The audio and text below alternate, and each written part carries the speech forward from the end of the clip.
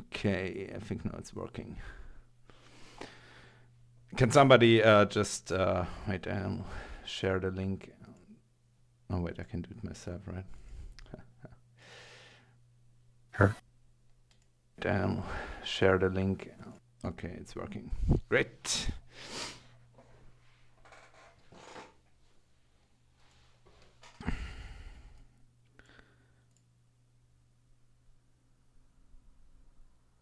So, do we have to go to YouTube to watch it? No. No. I'll share my screen just for the guys who All can't right. be here today, so they can Right. rewatch it later. Not that there is much to show except of the document you guys have already available in the main archive. But anyway, The Book of Zip. the book Or of what? Zip, yeah. The Gospel according to Zip. Yeah. All right, let's begin. Yeah, I didn't have much time to prepare anything, so we go just through the general flow of things, really. Starting, so we will focus on case one today. I think that's enough theory-wise, since case three is a different ball game. All right. I would say we have some, let's start with the CVW66 specific things, which is sadly not correctly implemented at this time in any document except the alt subco. Let me pick that up again so we can have a short look at it. Just a quick note, I don't know if it's the same for everyone, but when I Yes. watch your stream, it's unreadable. It's just the Yeah, I blurriness. was just about to say that. I wondered if it was Yeah. my internet, but no, it's really bad. No, but there's an option in Discord to make text more readable. It'll kill the frame rate, but that doesn't matter. Yeah, you're right. Give me a second. Isn't it because our server is free and not premium or whatever? No, actually, no. Well, No, yes. I can do it with. Okay, try again. That's better. Yeah, that's better. Yeah. Happy days. I can zoom in a bit, so that should be better. Everybody got their beers. I've got coffee. Is that good? And sorry, it's not. No. Actually, I have one right here. It's a small one, though. Only a small one. Oh. As long as it's cold and with the boys, it's all good. Yeah. Cold, he says. It's fucking snowing in my place. Snowy. This? It's fucking raining here with nothing else.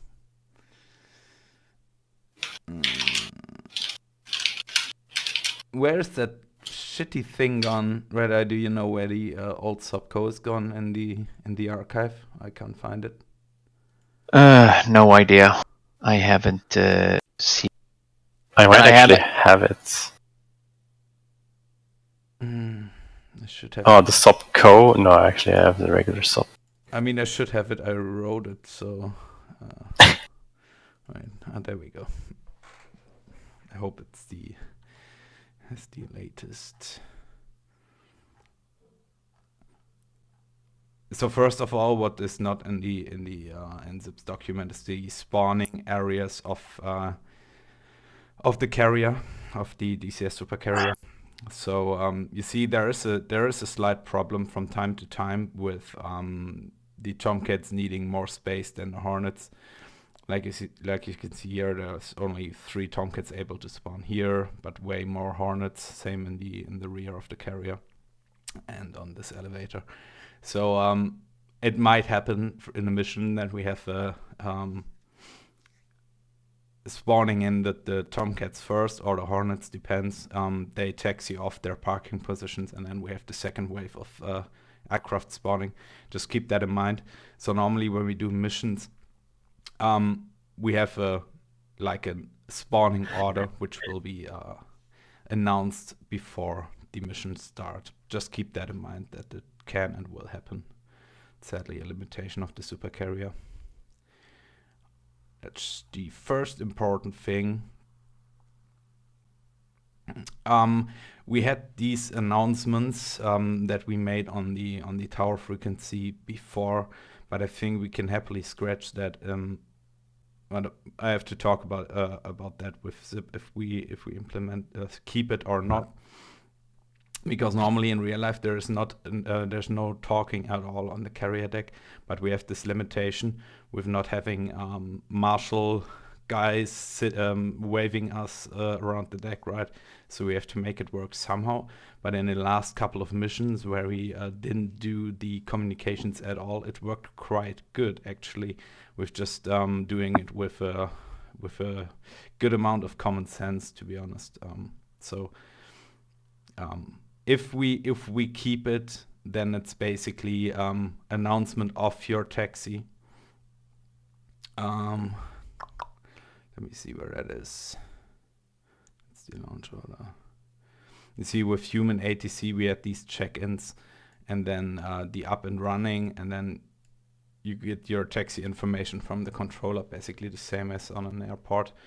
And when we had no human ATC, it was basically the flight lead announcing the taxi of the flight, and then they will sort catapults in there in between the flight. The launch order normally is Cat 1, 3, 2, 4. That means you can the thing is you can launch Cat 1 and 3 at the same time. So in theory, if you have a 2-ship, you could launch, like 1 is launching from Cat 1, 2 is launching from Cat 3. They can launch on the same time. If they're not able to launch on the same time, then the separation is 30 seconds. Right, so that's the launch order. But in the past, it showed that it's rarely happening in a mission that you will launch multiple cats at once, because there's a lot of coordination necessary for that. Then for the takeoff procedure itself, you see here separation between cat shots shall be 5 seconds under case 1 or case 2 conditions. That's, by the way, scratched. That's the reason why this document is gone. We go with 30 seconds for all. So separation between cat launch is always 30 seconds, no matter which departure case we have. It's always 30 seconds, except, like we talked before, like launch cat 1 and 3 at the same time. Same for 2 and 4, by the way. These cats can be launched at the same time as well. Question? Yeah. So that means launch Cat 1, Cat 3 at the same time, 30 seconds, and then 2 and 4? Yeah, exactly. Okay. To ensure tight takeoff spacing, so we save time, it's good to announce the MODEX plus launching from which cat. So example, like here you see 201 launching Cat 1, for example. Because we have to push a button to get the separation right. So if you announce it, then you can, like, you know, okay, now he has pushed the button, and now I know when I need to push the button, basically. That's what that is for. All internal flight comms. Wait. Yeah, internal flight comms is basically if you launch all 4 aircraft, you have a division, you launch all aircraft at the same time, or like at the same wave, let's say, if that makes sense. Coordinate in between the flight. There's no need to coordinate that stuff on the tower frequency, because this frequency will be freaking busy anyway, so you don't need to make it more cluttered than it needs to be. Yeah, same basically as on the runway. This is all on interflight comms, right? 1 is ready Cat 1, 2 is ready Cat 2, so on and so forth. That's the important thing about our procedures for the takeoff. There's one more thing we should have a look at, and that's parking, which is basically the important thing. Oh, hold on, I have a question. So there is no special instructions for Tomcats? Because they can only launch 1 per pair of cats. Why?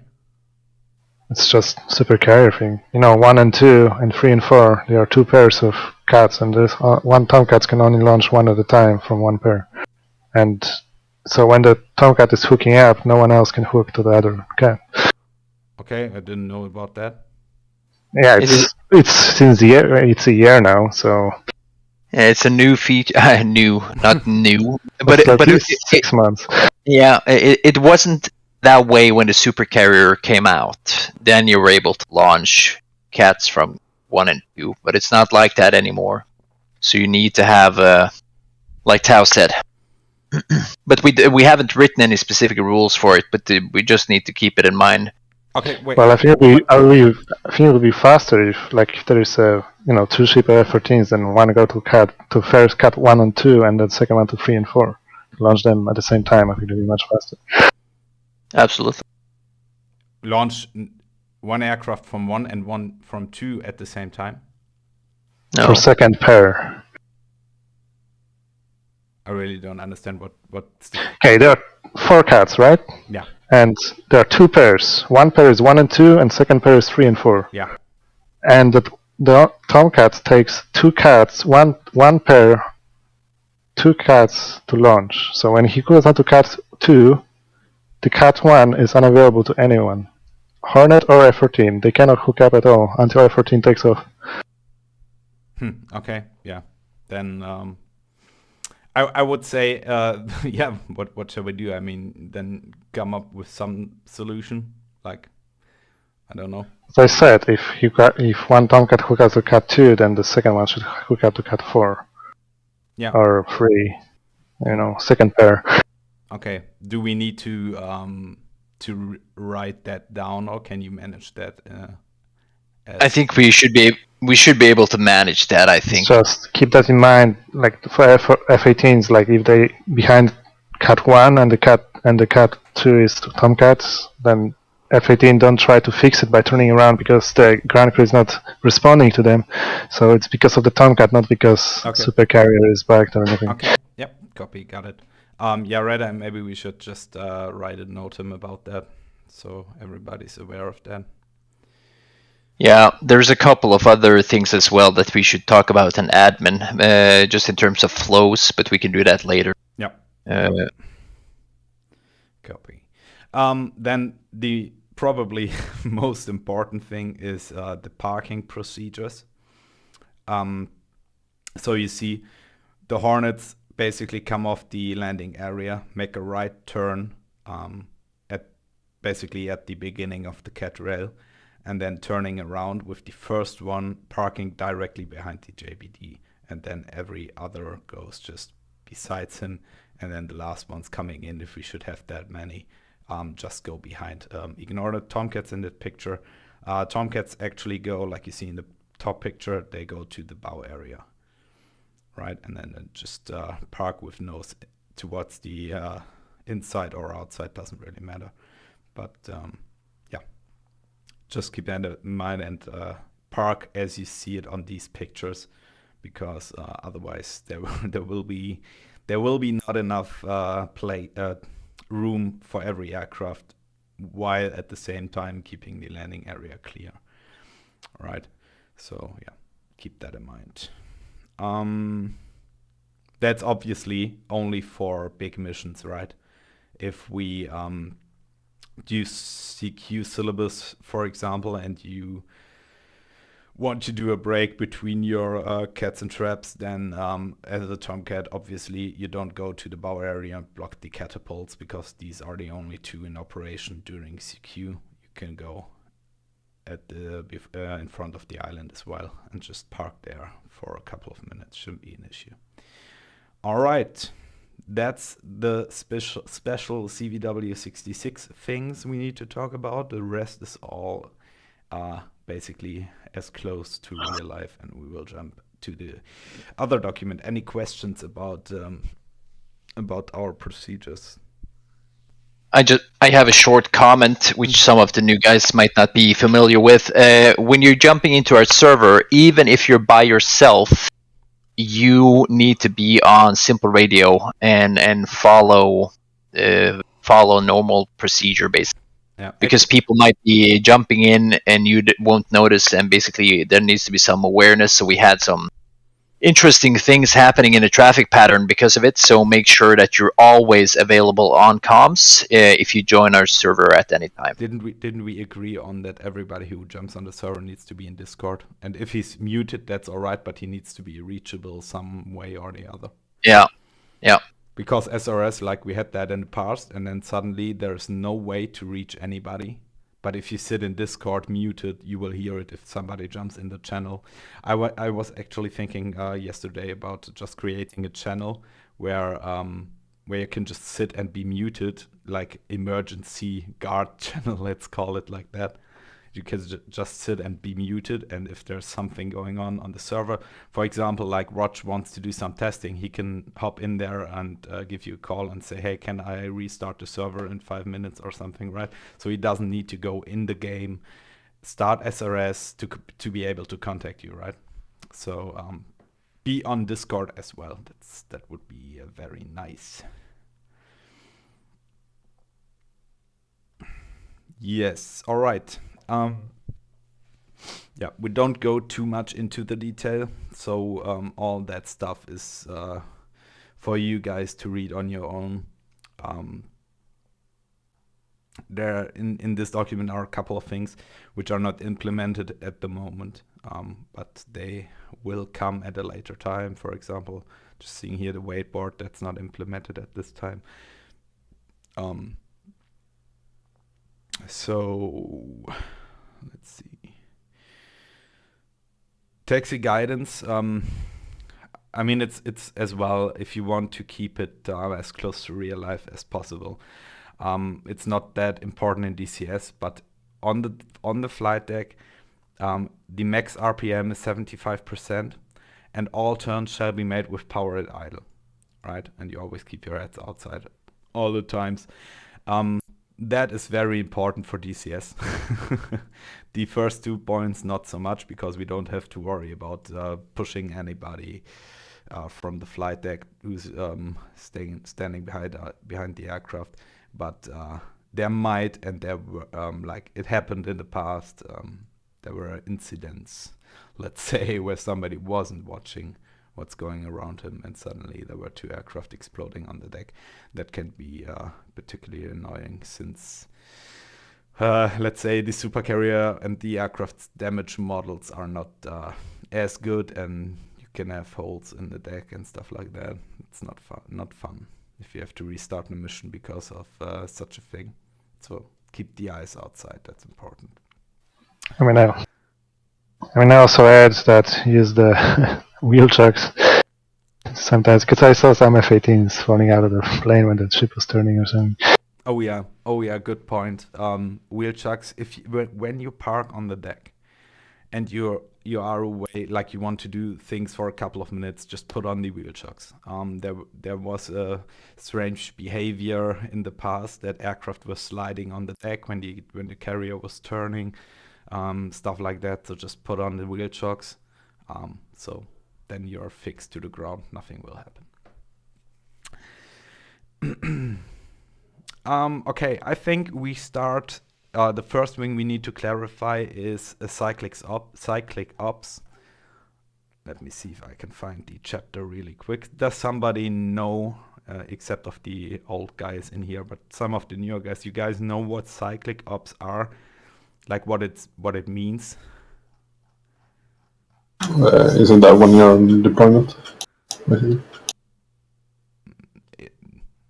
Yeah, no, not really. Does not really have something to do with the deployment in particular. It's the way how the carrier operates, basically. Okay. It's basically that there's a launch window and a recovery window. Mm-hmm. Exactly. Right. Exactly. So you have the. Let me see. Before I get the wrong numbers in my head, we will. Or I try to. It was somewhere. Where is it? Carrier operations. I think that was it. Exactly, here you see it. Basically, there are 2 ways the carrier can operate. That's cyclic ops and carrier qualifications. So in a normal deployment scenario, let's say, or normal not training scenario, let's say it like that. As I said, doesn't have to do anything with the deployment, but it describes the carrier used to its full potential. During cyclic ops, the carrier is an operational airbase and conducts actual training and combat missions. Cyclic operations refer to the launch and recovery cycle for aircraft in groups or cycles. Cyclic ops are the norm for US aircraft carriers. Cycles are generally about 1.5 hours long. Requirements may necessitate longer or shorter cycles. Longer cycles can accommodate more launches and recoveries, while shorter cycles, blah, blah, blah. So what that basically means is you have the launch window where all aircraft, it's set to a specific time, so you have a specific launch time. And then you have pre-planned wave of aircraft going up with different tasks, whatever, or a big alpha strike. Shortly before this time, the big wing aircraft will take off. So normally the E2s and the S3s in our case, or the tankers, are airborne by the time the cycle starts. So they're not included in the actual cycle itself. Because you need tankers airborne by the time, right? Especially if it's the first launch of the day. You already want to have a tanker airborne in case there's something happening. So then you have the launch window, the aircraft launch. And then normally after the launch is complete, then you will have a recovery window after that. Obviously not if it's the first cycle of the day, but like if it's the second or third, then basically directly after the launch is finished, the carrier deck crew will prepare the deck for recovery, and you will have the aircraft coming into landing. Again, something it's hard to do to simulate in DCS because we don't really have the time or like stretch a mission out over 4 or 5 hours just to have multiple cycles or something like that. So as long as we don't simulate it with AI aircraft, which is a pain in the ass as well, normally we won't see aircraft launching while we're in the Marshall stack or anything like that. But just so you know, normally the recovering aircraft would be overhead and in the Marshall stack 2,000 feet, the lowest one. And they would see the last aircrafts taking off the deck. And that's why it's so important to stick to your altitudes, right? So that's very briefly what cyclic ops is. If you want to keep it, learn it more in detail, it's in here. The other thing is carrier qualifications. And as you see here, during CQ, the carrier is exclusively used for qualification, currency, recency, and proficiency training.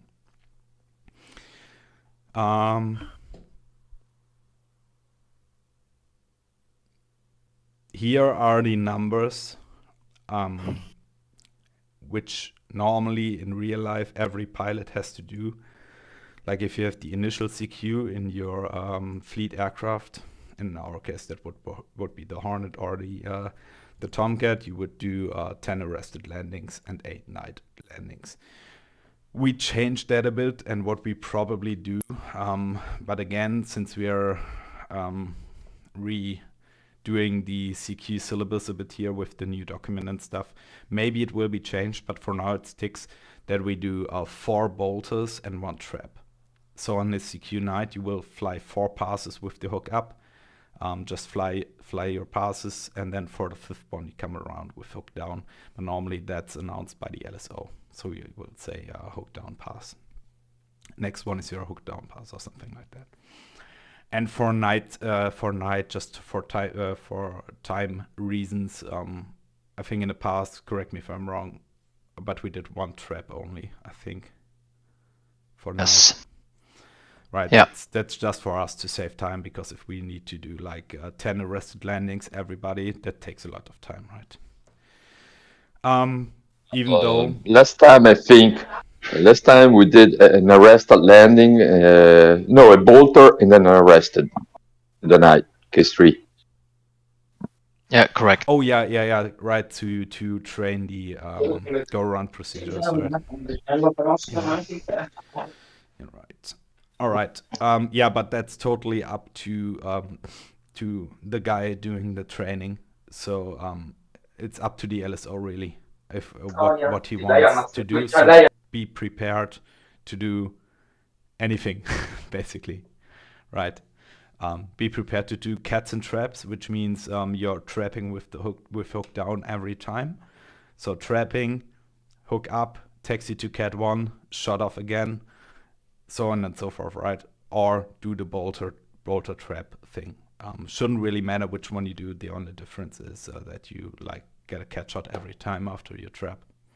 The rest is the same. Like with cats and traps, you stay in the bolter pattern.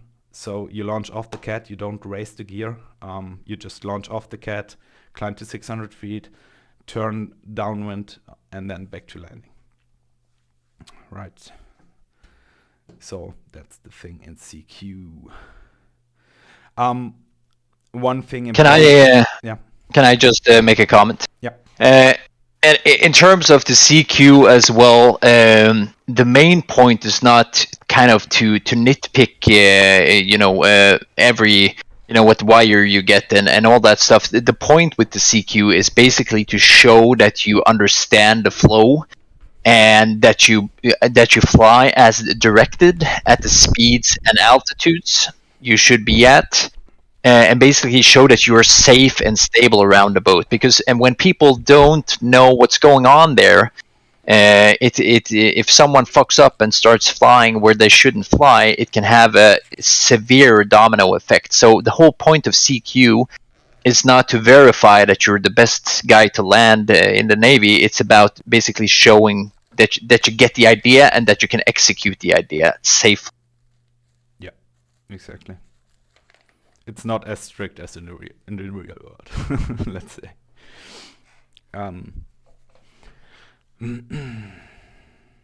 Sorry, guys, I have to leave you. I hope to join you back after. Okay. Yeah. Bye. Bye. Bye bye. Cheers. All right. So CQ. To finish that topic, CQ is normally the complete cycle would be you take off, you fly to case 1. We're talking about case 1 CQ. You take off, you fly case 1 departure. So 500 feet, 7 nautical miles. And then you fly outside like 50 miles outside, and then you do the complete re-entry pattern once. And once you're in the stack, it shifts to that cats and traps thing, or to the 4 bolters, 1 trap thing. Right? So we have the complete cycle included one time.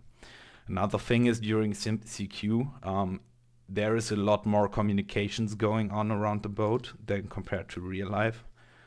I think most of you guys are aware that like the DCS supercarrier likes to talk very much. Like the 3/4 of a mile call the ball thing. That's not a thing. Or the call the ball, whatever he says. I can't remember. It is a thing for CQ. Yeah, it's not a thing for cyclic ops. Yeah, that's what I wanted to say.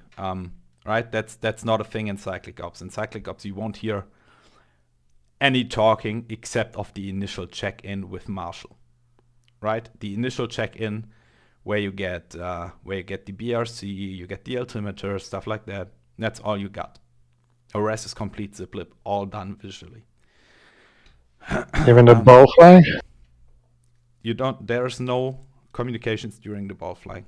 None at all. So Paddles doesn't talk to you at all? Except, yeah, when you fuck up, like if it's safety, if it's a safety issue, like if he sees you well below the glide path or something, then he will start talking, obviously. But that's not a regular thing. If you stay within the perimeters, he won't talk anything. He won't say anything. Okay. The Roger Ball, for example, in cyclic ops is done with the cut lights. So yes. Right. So they will flash one time. That's basically the confirmation for the pilot that the LSO sees him and is aware of him. Okay, but back to CQ. So during CQ, there's a lot of talking, and you get way more information. So the tower will give you, or the Airbus in that case, will give you Marshall stack heights, for example, right? You come back in, and tower will say, okay, Marshall Angels 2, for example, or Marshall Angels 3, whatever. But that's only during CQ. The same thing is what you hear with the DCS supercarrier is your signals Charlie. That's only a CQ call. You see here, CQ aircraft do not leave the Marshall unless given a Charlie. So again, a bit different than cyclic ops. And you don't change your altitude unless instructed to do so. So you check in 50 nautical miles, you get the Marshall stack altitude of, let's say, Angels 4, and then you fly there. You should be on your altitude, same as in every recovery condition, outside the 10 nautical mile bubble, right? You have to be on your altitude, and then you penetrate the bubble, and then you fly to the Marshall stack. Everybody's familiar of how the Marshall stack looks like, how it's flown. If not, make yourself known now. Otherwise, I just will take it as. Well, one quick question. It's 5 mile radius, the turn you have to make from the carrier.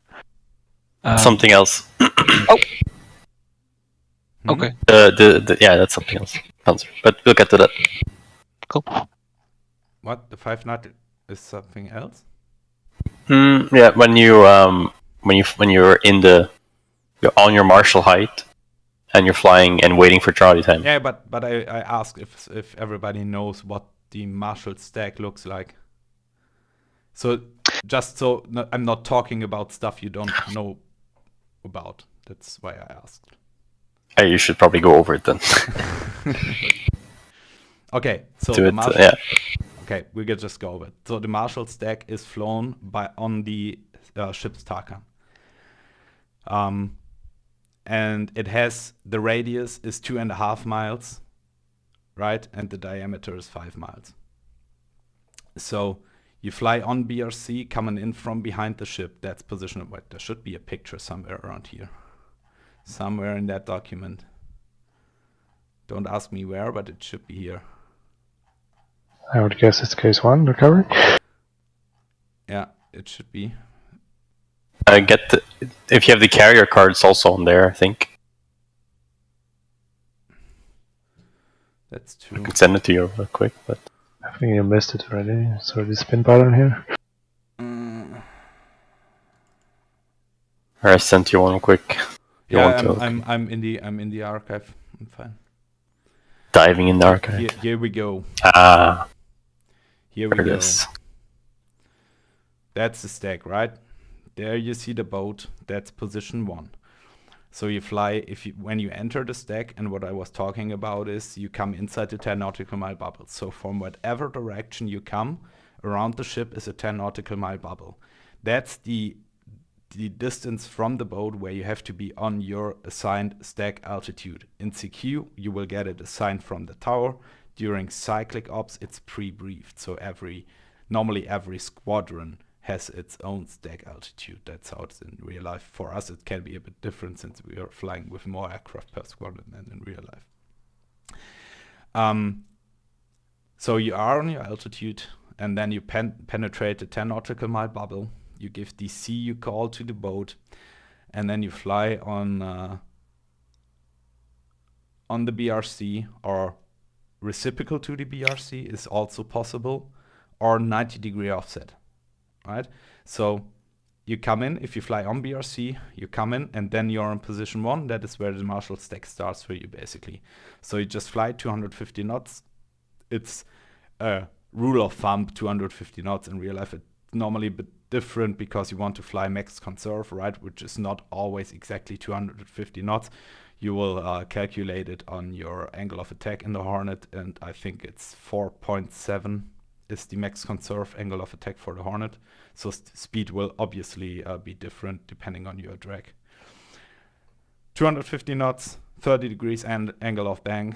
Just kick in the auto throttle in the Hornet. Just a small comment there with one thing that Sip mentioned, because when you fly the circle, what's happening is that the boat is moving forward and your circle is kind of drifting to the rear. Yeah. And a nice way and simple way to keep the separation is you're flying over the carrier at 0.1 at 250 knots, and then you initiate a 20-degree bank until you're at 0.2. And once you're at 0.2, you do 30 degrees for the remainder of the circle. That should set you up pretty good with 5 miles. That's a way to do it. The other way to do it, but that's like Zip tells it that way. Do it a bit different, but I think that's totally up to the pilot. But what you also could do is just fly straight for a little bit, like until you have a separation of 0.3 miles, 0.4 miles to the boat, and then you initiate your turn. This thing doesn't have to be a circle. The only thing, like you see here, it says 5 nautical miles max. That means you can do anything inside as well. That's important on a later point in cyclic ops, but just keep that in mind. It's not you have to fly exactly on 5 nautical mile circle. It's something inside of that, right? It doesn't matter if you cut the corner here, you cut the corner there, doesn't matter.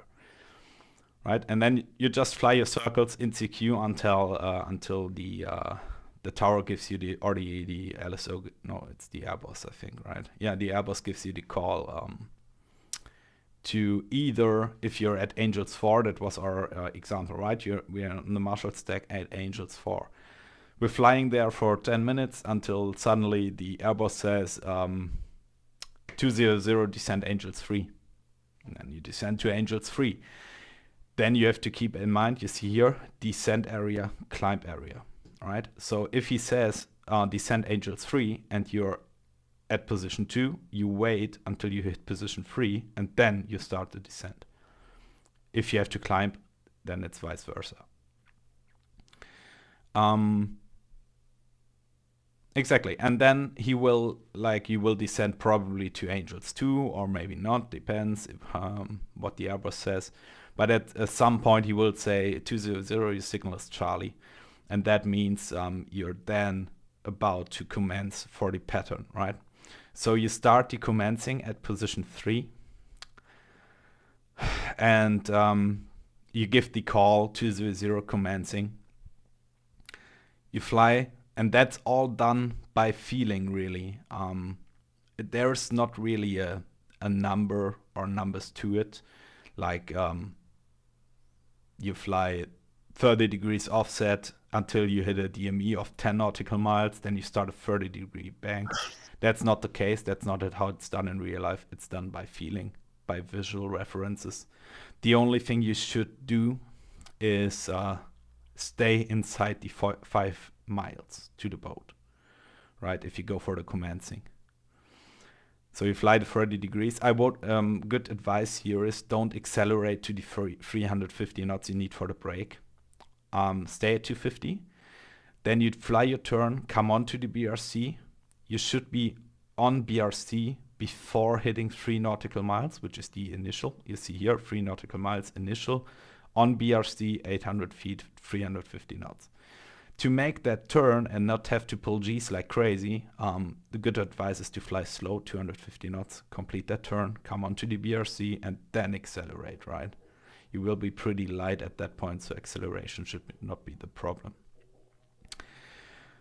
And then you come in, and then you do like everything like advertised. Don't need to go through that right now.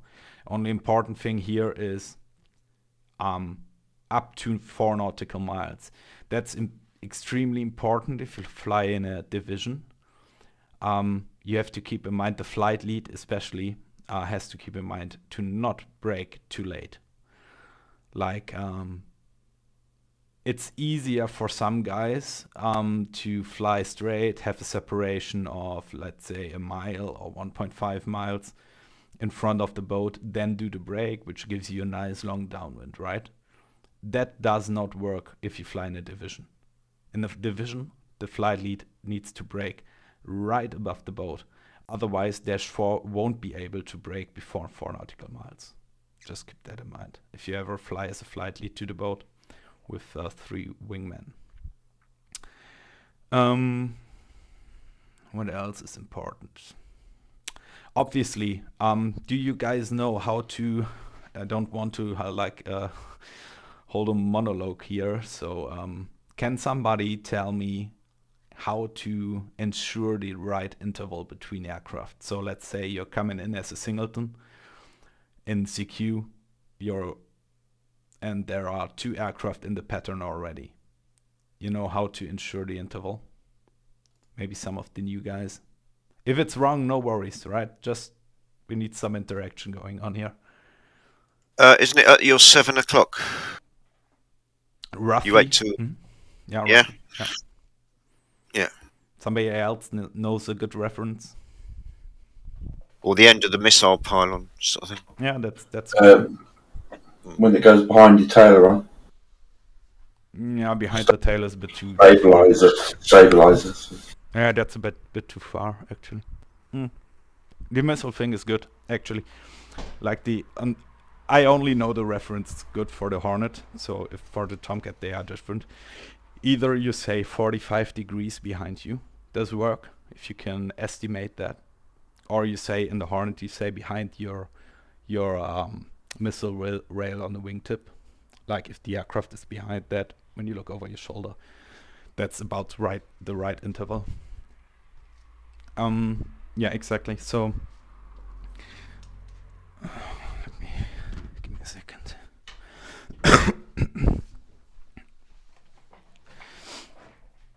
All right, then comes the brake. With or without speed brake? That's the question. Anybody can answer that? For the Hornet, for the Tomcat, it's easy. They always use the speed brake, but Always find I have to use the speed brake. To be honest, I have real trouble dropping the speed. But that's just me.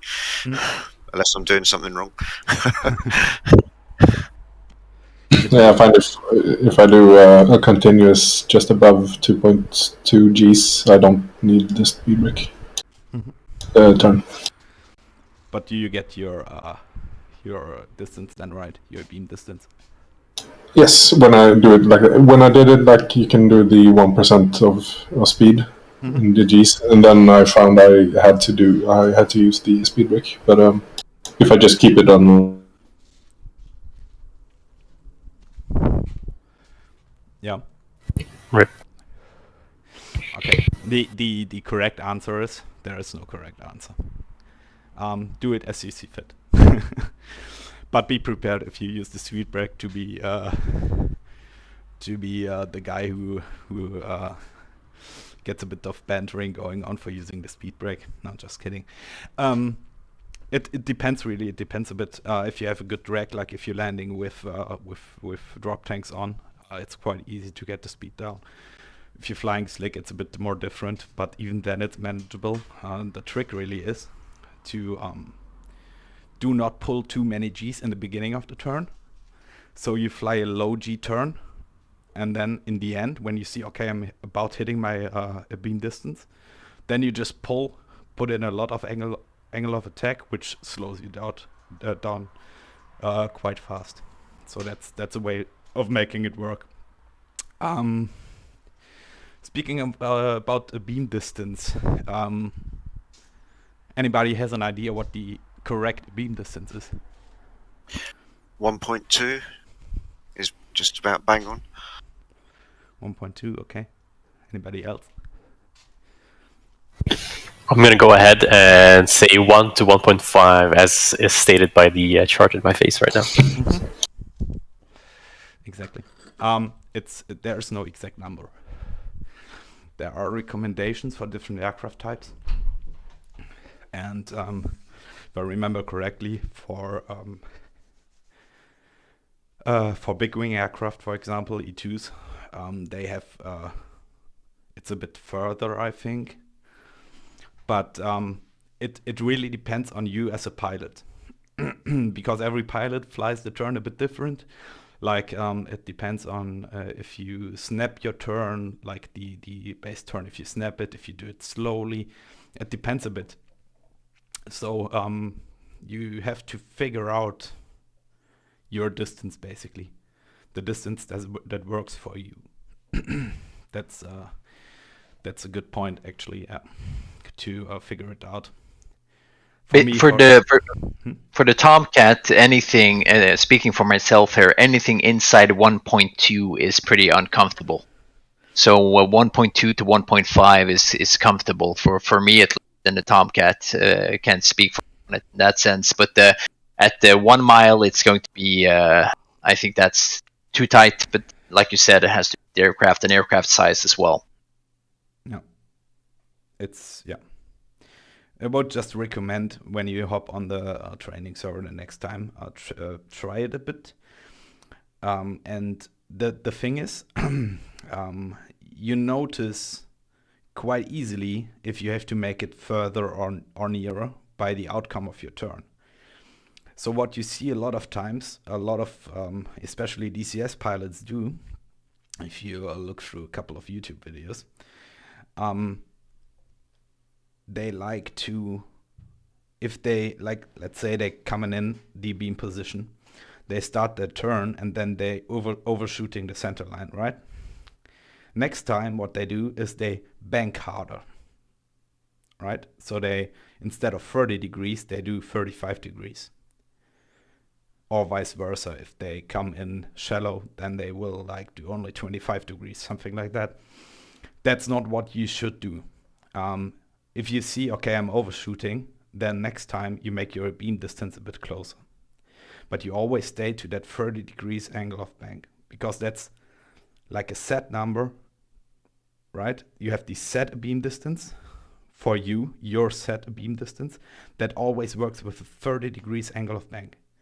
Because when you always adjust your angle of bank, you don't have an exact angle of bank indicator, right? It only shows you the thing in the Hornet in 15 degrees increments. You can guess it a bit, but that's not precise, right? So adjust your beam distance if you see you're overshooting or undershooting the center line. Make sense? Good.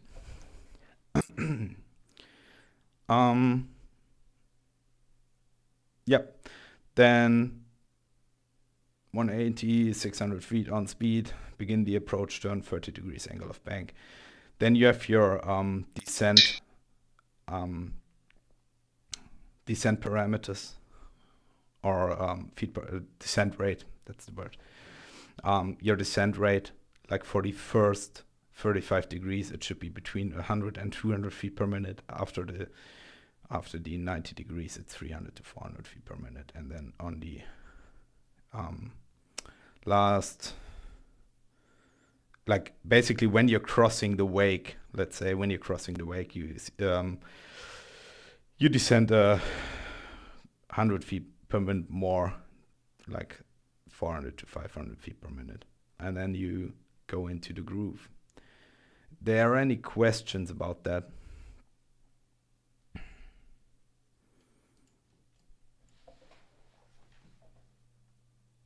I think it's if you aren't, I suppose you're going to mention it, but the most common, one of the most common mistakes for new guys is basically being long in the. So when you see that carrier a beam, you know it's hard to turn into it because you are afraid that you won't have enough room to do the entire turn. But it's important that you don't delay it because your time in the groove will affect everything else. So turn a beam the LSO station and get going with that 30-degree left bank. So a good reference number for your groove distance to see, like if you're training solo, you don't using Airbus, which shows you the groove time. But if you want to train it in single player, whatever, you should be on center line, on glide path between 0.5 and 0.6 miles. That's when you roll out wings level, right? So don't pay any attention to these magical 3/4 of a mile. That's only a case 3 thing. Doesn't have to do anything with case 1. So that's a good. That gives you about the right groove time, really. 0.5 nautical miles. Okay, just have a quick scan through the document here if I forgot anything important. Yeah, the groove mechanics and techniques. You see here during CQ, you make the call the ball thing, like the LSO says call the ball, and you say site number, type, fuel state, last name. For us, it's enough if you say site number, type, fuel state, because we have set site numbers, right? Every pilot has its set site number, so we don't need the last name. Yeah, quite important in DCS as well. It's just a bit harder than in real life in DCS, really, because you're missing the feel in the aircraft. So it's hard to. It needs a lot of practice to be able to tell what the aircraft is doing next, which is the LSO rules. Zip posted them, I think, a couple of days ago, so I won't quote them here now. They are in this document somewhere, I'm sure. That one is quite important in the groove. Always keep up the scan. It's always meatball lineup, angle of attack, right? And that's quite important to make these with the Airbus, to make the nice green patches on your greenie board. That's one of the most important things. Always keep the scan going. And yeah, fly to touchdown. That's I think the most common thing you see or I saw in my carrier aviation DCS career, let's say, me included, is guys cutting the power at ramp. You see that so often, and sadly Airbus does not detect it, so it won't give you a downgrade for that. But you see that, you see it, and you can hear it in DCS as well for the Hornet, at least, since they changed the sounds again a couple of months ago. You have aircraft coming over the deck, and suddenly you see them drop into the boat, and DCS does not recognize that, but it happens. So yeah, just try it. If you next time you fly do some patterns. Just try to put extra focus on that, not cutting the power, because that's really is the difference between a 2-wire and a 3-wire, is that cutting power at ramp. Right. I have to say, I mean, I've done a lot of carrier landings, and obviously, still got a lot of improvement to do. But for me, that's almost the most difficult thing. Even in VR or in 2D, it's really difficult to not do it, because getting the perspective right, you think you're going to be somewhere where you're not, and yeah, it's a really fine line between putting the jet down where you need to and going too far or coming too short. I really struggle with that still. So yeah, that's a really good point. it's really, and it's hard because it's so counterintuitive, really. It's, yeah. Because with every other aircraft, you cut the power shortly before touchdown and then do a flare or whatever, and that's why it's so important to do that on land as well with carrier aircraft. Just not cut the power. Just fly it until it hits the deck, until it bounces into the deck, and then you cut the power. Yeah, the lineup thing also quite important. Oh, that's nice. Didn't know it's in here, but you see it here in that picture, right? The carrier is moving forward. So you always need to get your lineup a bit to like in the front of the boat, and that's again a bit of guessing where to put it so that you hit the center line on touchdown. But I mean, just a little bit right of the runway, the crotch area of the ship, yeah, depends. more or less. It depends. If you roll out in the groove and you put the I mean, yeah, if you're line up on the right, then obviously if you do not put there. Yeah, if you put it in the crotch and you and on rolling into the groove, then you will land diagonal to the runway. So actually, you need to crouch that in all the way.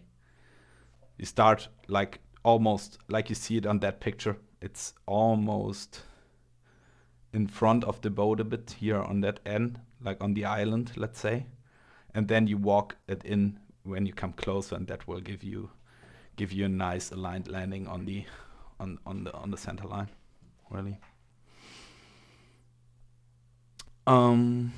Yeah, do not spot the deck. Another important thing, because as we talked about the flight path marker, spotting the deck means you're putting the flight path marker on the crotch, for example, and then you just you hold it there all the way. You don't pay attention to the ball or anything. You just fly the flight path marker onto the boat, but that leads to A, you're not aligned with the center line, and B, you're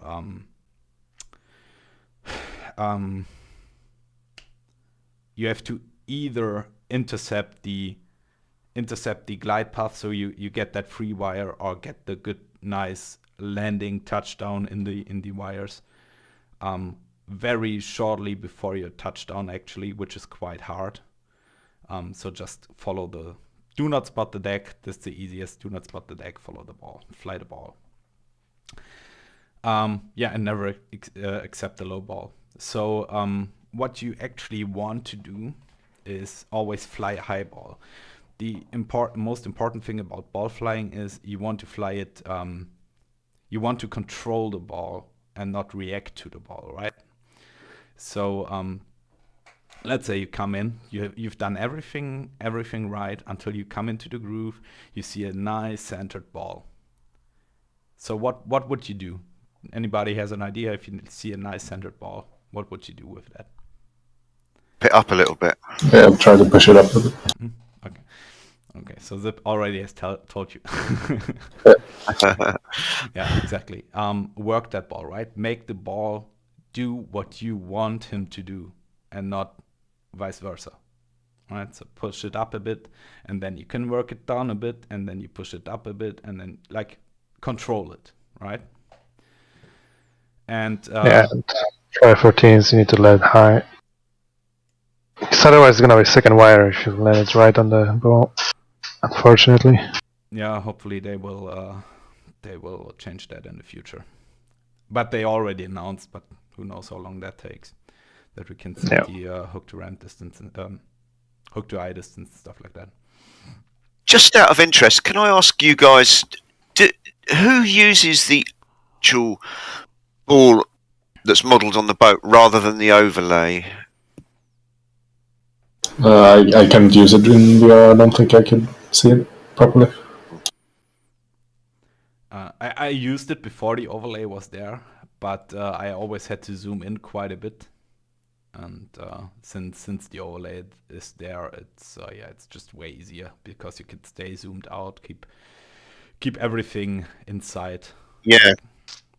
The reason I asked that is because I mean, I use the overlay because I find it really difficult, even VR and without VR, to fly using it.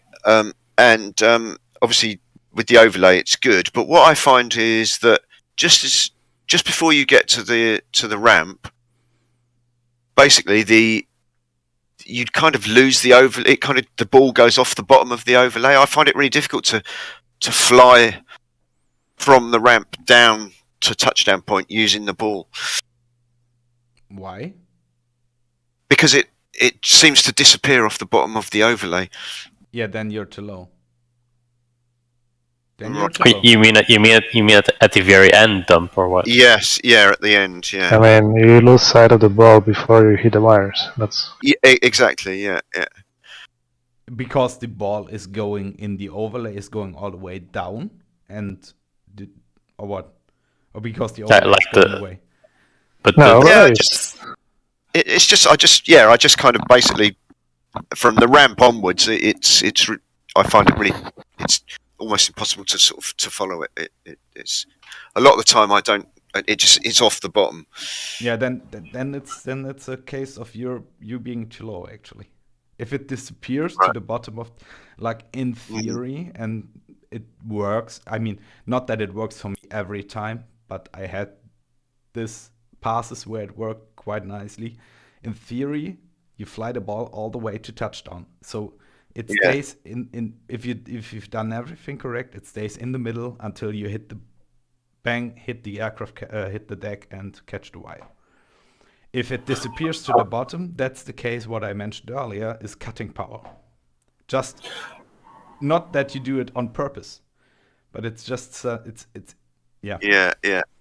It's just I know what Dump's saying. I've seen the same, and it's not a case of cutting power. The ball, you'll have a centered ball all the way in, but then as you get near across the ramp and you're over the deck, the ball just suddenly drops down, just suddenly, and you couldn't possibly, you'd have to put it up to full mill almost to try and keep it in the center. Yeah, I'm glad it's not you have to keep one thing in mind is the ball or the glide slopes gets narrower as closer to the aircraft carrier, right? If you get closer, it's a cone. the cone. Yeah, exactly. It's a cone, so it gets narrower and narrower, right?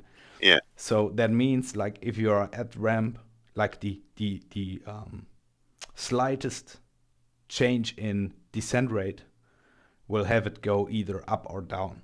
And since a lot of guys is the natural movement is to get the power a bit back to make sure you trap, is the ball dropping down, because it just needs like a very slight amount of change in your descent rate down, and the ball is gone in close. Yeah. Right. It's not, as I said, it happens to me as well. It's not a bad thing if that happens. I mean, it is a bad thing, kind of, if it happens, but it's not the end of the world. I mean, I think because they're gonna add variable to F-18, so you should add more power because over the ramp it should suck you down a bit. So you should add a bit of power, but I guess without variable it will just overcompensate. It will just hit fourth wire or miss. Yeah, I mean, it will all get different when we get the Burble and the Hornet as well. Then Yeah. it will be like learning it all new. Yeah. I mean, they tune it down variable in F-14, so it's almost unfeelable, to be honest, if you ask me. Okay. Yeah. All right.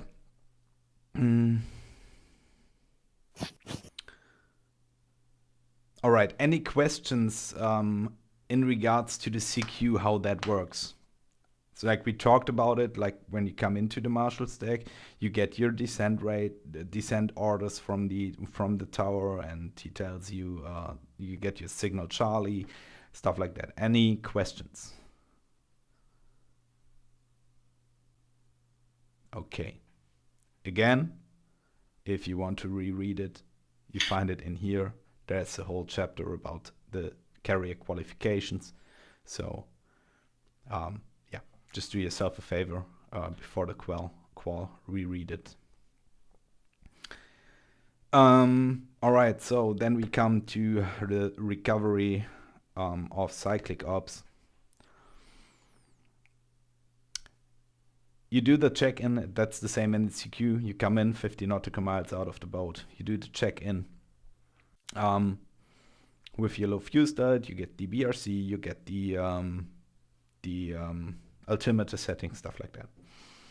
You descend to your pre-briefed stack altitude.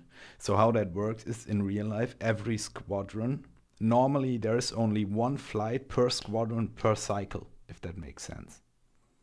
Right? You have like, I don't even know, I think it's 5 squadrons. Is it 5 squadrons per air wing? Of normal strike fighters. I think it's 5 or is it 6? Don't know. Doesn't matter. So let's say we have five squadrons per air wing. So you would only have one squadron per cycle. One flight per squadron per cycle, right? Could be a 2-ship or a 4-ship. Doesn't matter. But it's only one flight per squadron. So you will have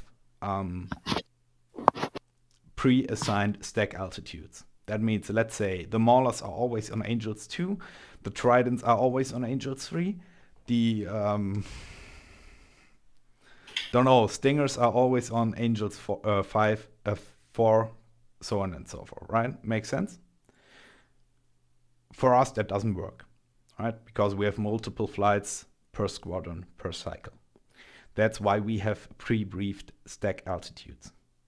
Right? Normally it's done in the briefing, in our normal mission briefing. There will be assigned stack altitudes. Actually, Red Eye, does it make sense if we give every flight call sign a pre-assigned stack altitude? Well, it depends, because we need to have room for the medium and high holds as well. But I think actually there is a draft for it in a carrier card. But the rule of thumb now is that the Hornets have a 2 and 3, if I remember correctly, and 4 and 5 is for Tomcats initially, or usually. Yeah, that should work. That's plenty. Because the thing is, you can have multiple flights per altitude, right? So you can have 2 flights per altitude, I think. Is that correct? I think yes. If not, I'm sorry, but I think it's 2 flights per altitude. I think you can have even more. I think you might even have 4. Okay, if that's the case, then it's more. But let's just assume it's 2 for today. And I think we are good with sticking to 2, to be honest, because with 4 it gets a bit of it's a mess. Oh, by the way, here you see a picture of that rejoining, like pattern altitude by 10 nautical miles, right? That was what I was talking about. Just looking if I can find anything about. Yeah, it's going to take a couple of doings before you can enter a pattern in the opposite side. So after you get Charlie, what's the distance from the boat you're supposed to do before you do the initial point? Now we're in CQ, you mean? Yeah. I mean, when you leave the stack. Yeah. Isn't it the same for CQ and the cyclic? Yeah, the pattern is the same. Yeah, but the martial pattern. What's the most distance? The highest distance here it's allowed from the 5 miles? Yeah, it's always 5 miles. Okay. Mm-hmm. Yeah, it's always 5 miles. Doesn't matter if it's CQ or cyclic ops. There's no difference there. So yeah, let's go back to that. So you can have multiple aircraft per stack altitude. So you see the points, and you see you see actually there are already 2. So let's pretend they are on the same altitude. So you see they want to fly an exact 180 degrees offset in that case. If you can have more, then obviously it's always divided by the circle divided by 3, circle divided by 4. And we stick to 2. So you want to fly the 180 degree offset. This flying is all done visually, right?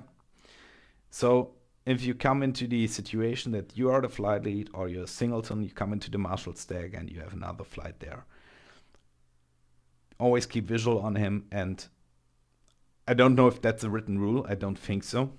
But a good way of making things work is that the later joining aircraft ensures the right position. He can do that by adjusting his re-entry into the stack, or his entry into the stack, to the point where he's exactly 180 degrees offset, right? And by cutting the corner or flying a wider circle, but not more than 5 nautical miles, or cutting the corner to get the right separation or position in the stack, really. Give me a second.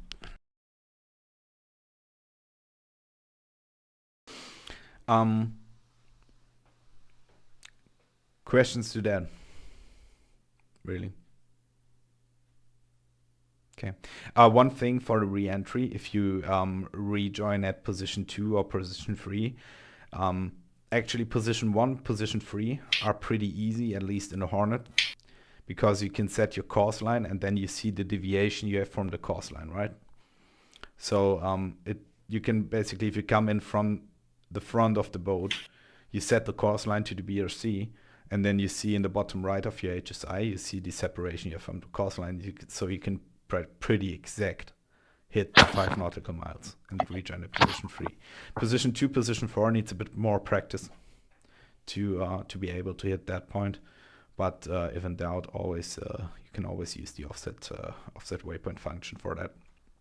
So you can just create an offset waypoint from the boat, which gives you that entry point. But yeah, it's also doable to just rejoin from position 1 or 3 by just, instead of flying directly to the boat, you just go a bit there and then there, obviously outside 10 nautical miles, right?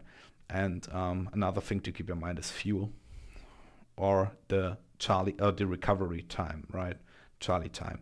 That's important as well. So you need to be in the stack by the recovery time latest. That's important. Because otherwise it's nearly impossible for you to make the whole descending, getting into the right position thing work, really. Yeah, we did some testing yesterday, and from getting out of the Marshall stack into the groove is about 4.5 minutes. Exactly. Pre-ship Hornet, something like that. Yeah, 4.5 minutes is the rule of thumb for that. That's correct. Okay, so you're in the stack, right? So we pretend we're at Angels 3, and let's say you're at Angels 3. There are 2 other flights, or 1 other flight at Angels 2. Oh wait, we start at Angels 2 because otherwise we won't cover an important thing. So how does commencing work? The only thing you've got is, and that's what Tommy said with 4.5 minutes, the only thing you've got is the Charlie time, right? And you know how long it takes you from point 3, from starting the commencing to the groove, right? And you want to be in the groove by the Charlie time. So it's basically flying time on target. You want to roll out in the groove as soon as exactly when the Charlie time appears. So let's say Charlie time is 2100. And let's pretend we're somewhere where it's still not dark at 2100. So you need to start the commencing 4.5 minutes earlier, so you are in the groove by 2100. Makes sense for everyone? If not, make yourself known. Okay. So you need to make that work. That's easy if you're the only aircraft at the lowest altitude, right? Because then you're the one who needs to be there at this time. Suddenly, now you have 2 aircraft at Angels 2. And you can't just do wild, crazy things to be able to hit the Charlie time, and suddenly both do it, and because both doing crazy, wild things, both lose sight of each other, and suddenly you have 2 aircraft in the groove, right? Beneath or besides each other. So that's not a good thing, right? So how do we do that? How do we make that work? You fly the 100-degree offset, right? You know that one turn, we know that's, by the way, important for case 3 as well. one 180-degree turn with 30 degrees angle of bank, 250 knots takes you about 1.5 minutes. So one full turn takes 3 minutes. And now you can do the math a bit, and now you know, okay, I'm at position 3, 7.5 minutes or 10.5 minutes or 13.5 minutes before, but I wouldn't recommend to go that much in the future because things to change. So let's say you see, okay, I'm 10.5, it's 10.5 minutes to Charlie time, I'm at position 3 or very close to position 3. So now you know, okay, I'm the guy who's about to commence first. I'm the first aircraft on deck, all right? You continue the turn, and 3 minutes later you hit point 3 again. It's 4.5 minutes before Charlie time, so you commence for the push. Make sense? That's very important. If not, make yourself known. It's really important to understand that.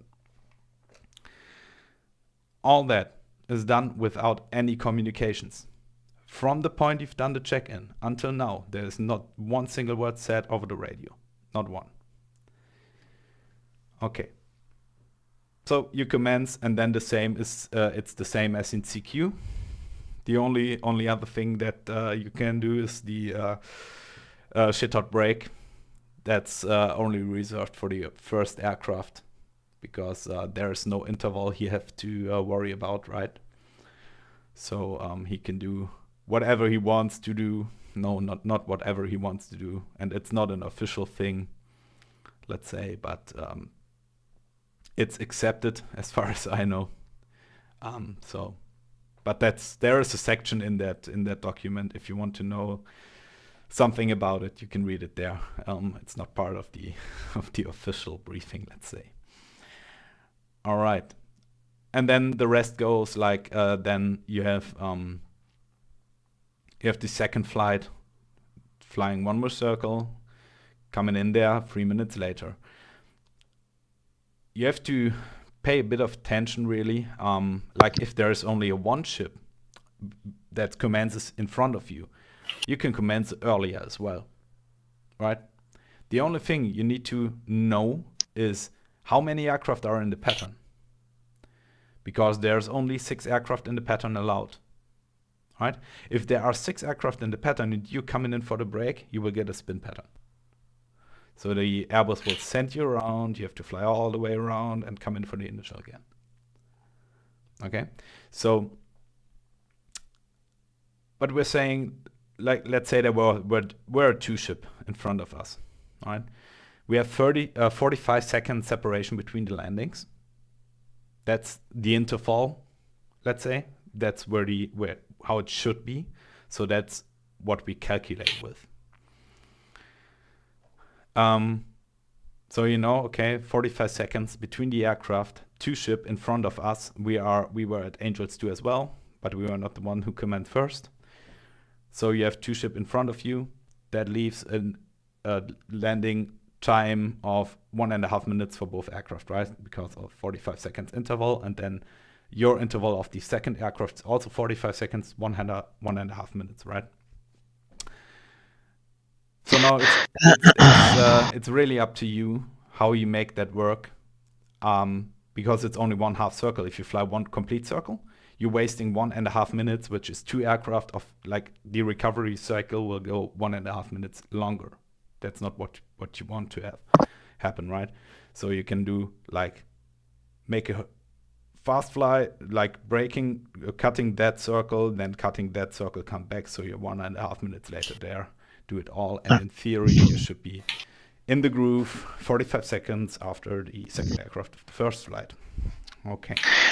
Can I just make a comment here? Mm-hmm. All this is well and good, but just keep in mind the cyclic ops that you're speaking about without comms in large formations is something that we are barely, touching on, integrating even for the old guys in the squadrons at this point. So I'm just saying it because the new guys are here and they're thinking about their CQ, and you're saying a lot of stuff now. So just keep in mind that the initial information that they need to digest is the behavior and the pattern and what you're saying now is a bit advanced in terms of what we expect them to do initially. Okay, but the CQ thing we have covered. So, Yeah. Okay. But I'm just mentioning it so that they don't feel that they need to memorize all of this for their initial CQ, because it's something that we'll be practicing a lot Yeah. in the time to come. Yeah. That's true. So just to clarify, so is there a possibility to, let's say you're at 3,000 and there's flight below you at 2,000, is it possible for you to skip those two guys at 2,000 because they missed their landing time or something? No. So you need to wait for them to land. Yes. So even if you gonna make you late, right? Yeah. Okay. But then it's not your fault. And you can always Right. say it was not my fault that I was late, right? But no, don't skip them, because like suddenly you're commencing at Angels 3 and they think, oh no, oh fuck, I'm late, I need to commence as well, and suddenly they're right below you, and if both fly at the same speed and the same rough directions what they should be doing, suddenly you have mid-air 5 miles from the carrier, right? So no, you don't skip it. Don't skip it. But in that case, since we are flying DCS, you're not real life. I mean, you can always make a radio call, whatever, right? Hey guys, you're late for your commands, whatever. That shouldn't be a problem. Yeah, but also if, I don't know, they need to air refuel or something. So, they're dogfighting or something, burn a lot of fuel, so maybe many causes for being late in the pattern. You mean if they are not in the pattern? Oh, that as well. Like, If what they if are they're late? If they're not in the pattern, then you can, yeah, sure. If there's only one flight below you, you're at Angels 3, and there's one flight at Angels 2, you see them commencing, and you know there should, in theory, be another flight at Angels 2, but you're sure there isn't, then yeah, obviously. Then you can, Okay. then you can push. True. Another thing, by the way, if you have Angels 3 and you have aircraft at Angels 2, you want to set yourself up so that you can see them all the time. Like fly slightly behind them and maybe a bit on the outside of the circle so you're able to see them. Because as soon as they commence, you are to descend to Angels 2. Right? That's collapsing the stack.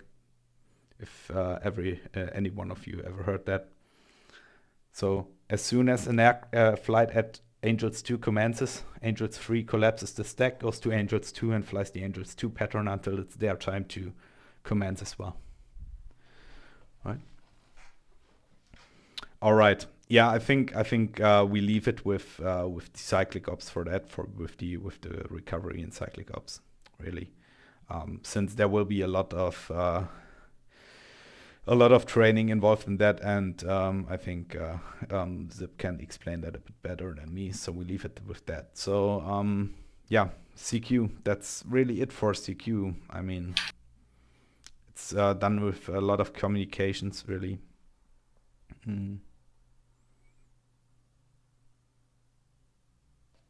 Any questions? Can I fly? Yeah, you can. How do you use a radio altimeter during a pattern work or Always on. CQ? Yeah, but which setting? Altitude 40 feet, 500 feet? How much? Huh? Oh, the radar alt warning. Yeah. Ow! 450 usually. That's isn't up to you. I'd Okay. say. I like The radar alt warning, yeah. Yeah, I like to fly with it at 360.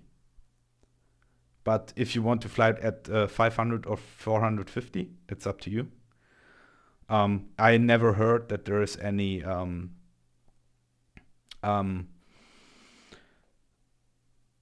Requirement. any rule or any rule of what it needs to be set at. Yeah, it depends on you. I think there was one part in CQ, one after landing, you have to do fighter D or something. Reset the aircraft for another CAT launch, and you have to reset the radar altimeter as well. Yeah, So yeah. that's why. That's probably then for the launch that you have to put it at 40 feet for launch. Yeah. Is that it? Yeah. Okay. Yeah, but we don't need to worry about that because we don't need to switch aircraft, right? No, okay. So yeah. Cool. Yeah, for the landing, it's up to you. There are different philosophies. As I said, some guys do it for 400, 450, 500. So they get a radar altimeter warning when they're at the 90, basically, and can check, okay, I'm at the 90, altitude is right. I like to have it at 360, 370, which is the altitude you should be at when crossing the wake, right? So totally up to you. Do we have to do a spin pattern for the qualification? Yes, we try to implement that. Actually, good thing we haven't talked about the spin pattern, right? No. Good. That's something we should cover. As I said earlier, spin pattern is done on the, like the Airbus will say, 200 spin it. That's the call. So you're coming in to the initial. The pattern is full, right? 6 aircraft max allowed in the pattern. Pattern is full. Airbus makes the call, 200, spin it. You fly through 800 feet. You stay at 800 feet. And then you climb up to 1,200 feet in the turn. And then you turn back. And you come back to the spin 90 position. Like you basically fly 1,200 feet, come back to the spin 90 position. It doesn't matter. There's no DME. Oh wait. Yeah, exactly. You try to hit the 3 nautical miles from the carrier, and then you descend back to initial altitude. Like you see what happened here. Like if you do that, it's basically the descent pattern descent area, the same as in the stack. That is why you wait until you hit the bearing line on the carrier, approximately 3 nautical miles, and then you descend back to your initial stack out your initial altitude, which is 800 feet, and then you come around 3 nautical miles initial again. In CQ you make the initial call, and then you do your brake again, and hopefully by that time enough aircraft trapped so there's room in the pattern for you. That's the spin pattern.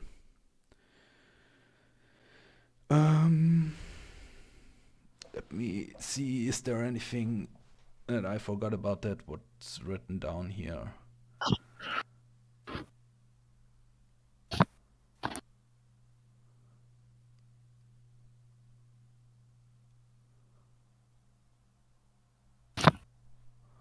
No, I don't think so.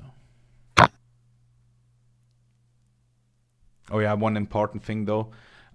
Aircraft re-entering the brake from the spin pattern have priority over aircraft entering from the port holding pattern, right? So keep that in mind. If you hear a call like spin it and you're about to commence, pay attention to the spinning aircraft. You should be able to see them, right? They're only 800 feet below you. You're flying here, you should see them coming around here at some point. And don't commence before you see them, because you would probably get spinned in again as well, and that only wastes fuel. So if you hear there's some spinning going on, better delay your commencing. All right. Yeah, then there is one more thing here. It's the depart and re-enter. As it's written here, it's not the same as flying the spin pattern. If you do the depart and re-enter, you have to fly outside the 10 nautical mile bubble. That can be, for example, in our case, when we go refueling, right? If you do it per, like it should be done, and you have to refuel, like you said, let's say you can't trap, you boltering all the time, and suddenly you're below your trap weight, max trap, min trap weight, then you have to go to the tanker, right? In DCS, we don't have the possibility of the tanker hawking us, which means he's basically in real life, especially in case 3, normally the tanker would fly so that he's aligned with the aircraft, right? That is on a low fuel state. So you will come around, you see the aircraft coming into the groove, you will set him up so that he's slightly in front of him. And in case the aircraft bolters again and then needs to get fuel, he just have to come up and has the tanker right in front of him. Sadly, not possible in DCS, as we know. So in our case, if you have to go tanking, you do a depart and re-enter. That means you fly outside the 10 nautical mile bubble, then fly up to the altitude the tanker is. In our case, the low tanker is at 6,000 feet. You climb up 6,000 feet, go to the tanker, tank, and then you go outside the 10 nautical mile bubble again, and then you come into the Marshall stack again. Make sense? Okay, keep that in mind.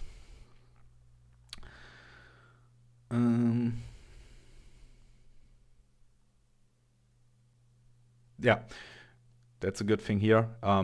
If told to depart and re-enter, specific instructions might be given on how to do this. If no instructions given, then notify the tower of your intentions. It's always a good thing.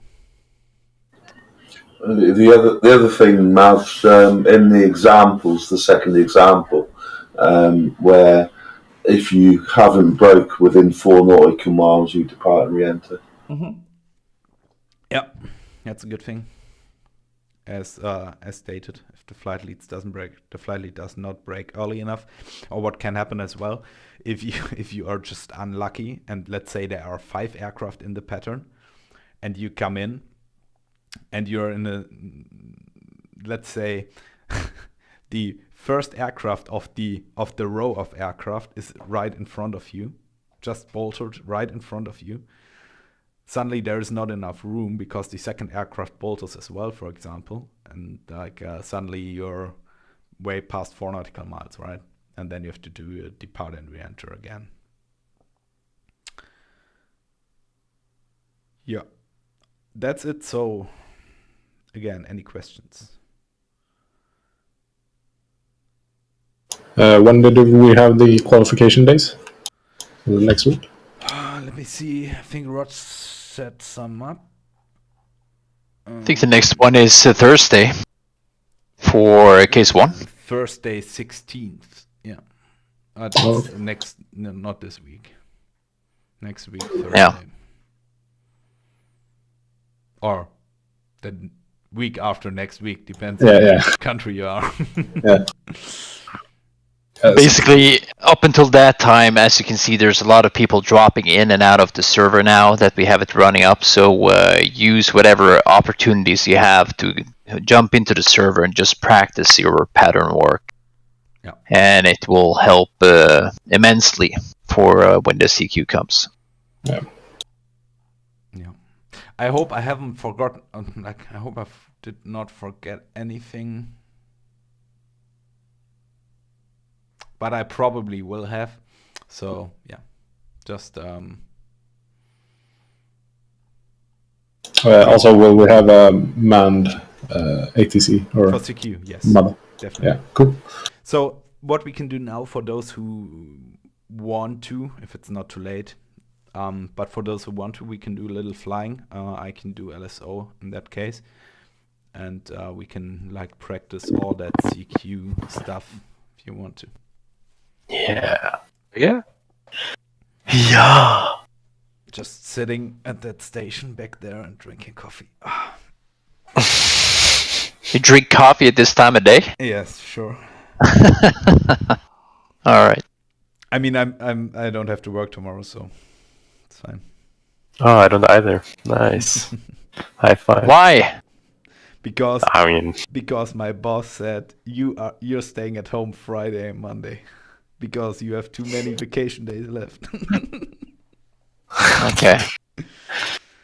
Dude, I need to get away with. I need to get 48 vacation days a year accrued, right? It's not that easy. Them Germans working all the time. No, it doesn't have to do anything with Germans. It's about having memes, but okay.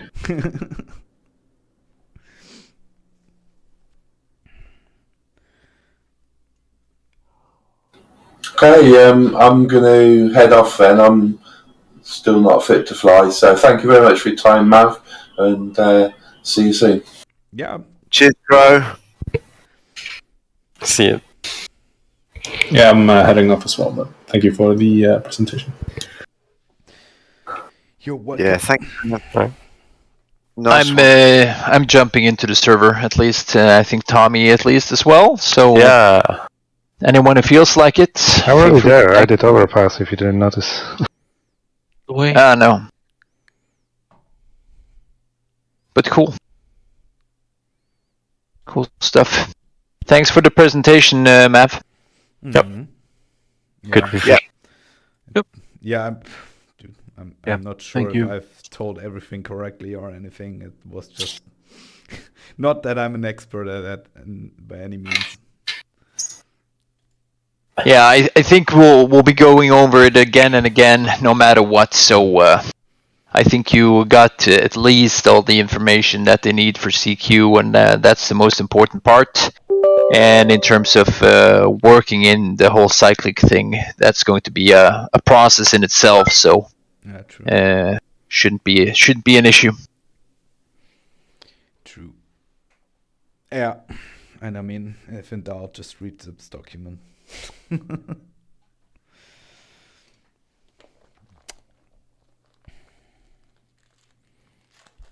Oh, my flight is delayed. Jeez. I just landed. Yeah, that's the Tomcat thing I was talking about in the beginning. Ah. The problem is the Tomcats need to start to spawn first, because if they get a flight delayed message, they have a. Is the weight bug still there, by the way? I think they faced it. Okay, we need to figure that out. Maybe just try it in the future, because they were always spawning with double their weight. If they get the flight delayed message, that was quite funny. Guys, I'm leaving too, so thank you very much for the presentation. And see you Yep. next time. See ya. Cheers.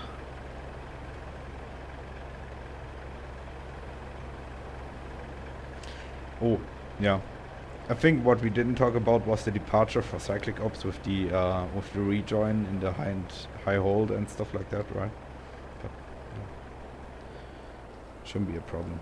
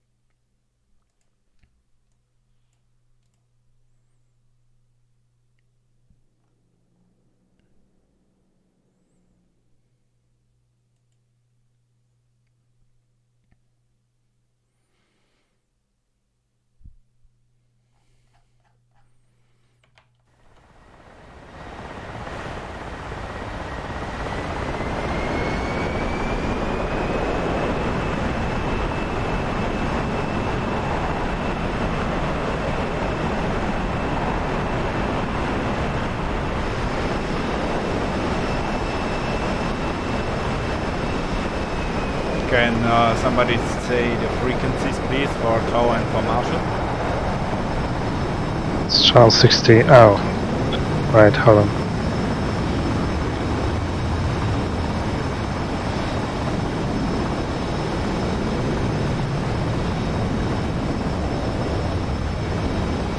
Tower case 1 is 2600, and Marshall is 260.3.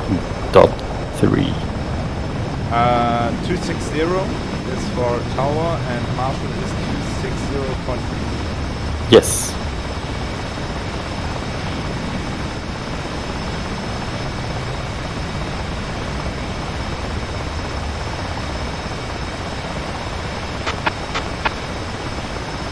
Radio check.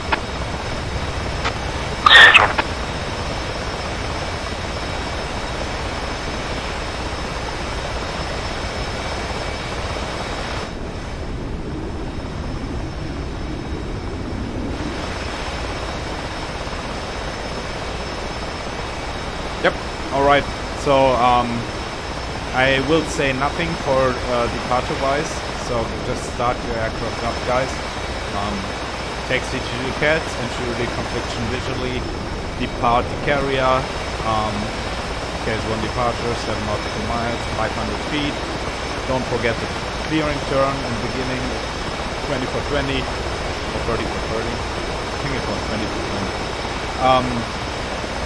20. 20 for 20, then per DSC, 7 nautical miles, 500 feet. After that, climb up to whatever you want and fly outside 50 nautical miles. Turn back and check in on Marshall.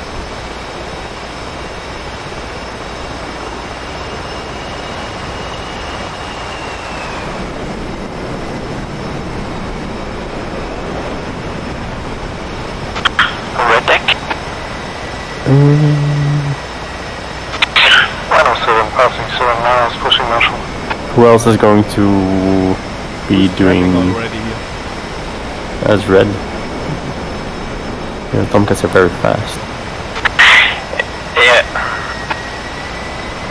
So who else of the Hornets is going to do some traps? Hamza? Or did he leave?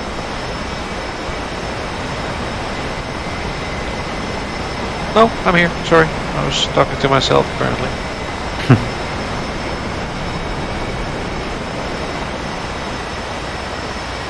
But I will be entering.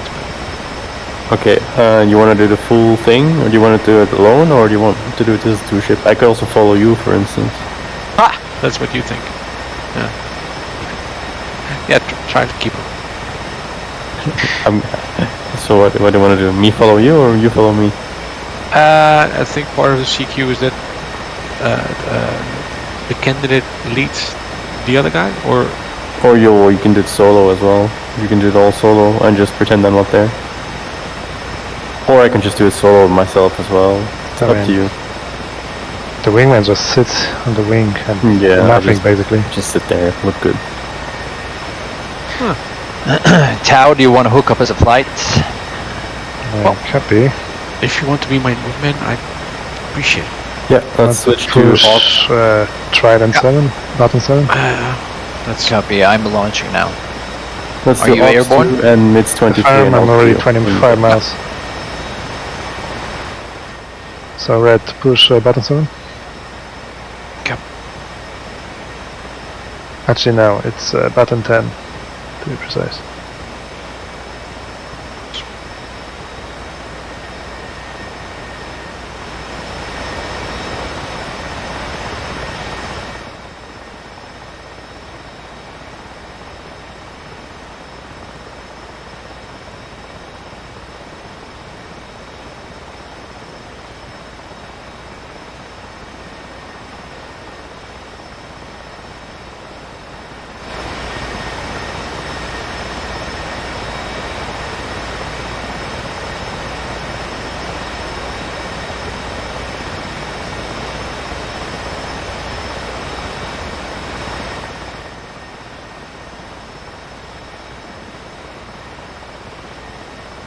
What's the altimeter setting? I need somebody to tell me.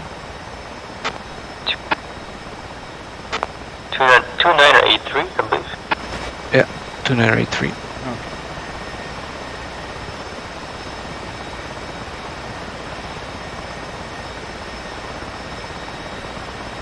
Guys, are cool.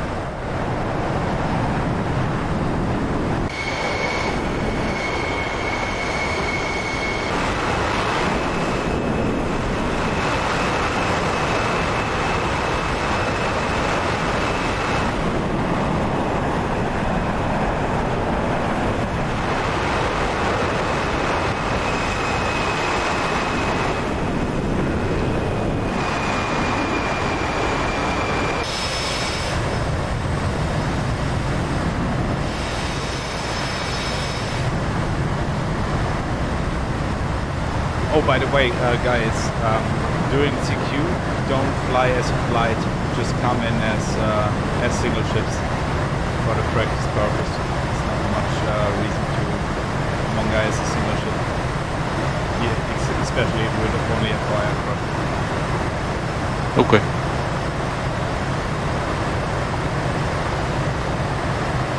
To say that.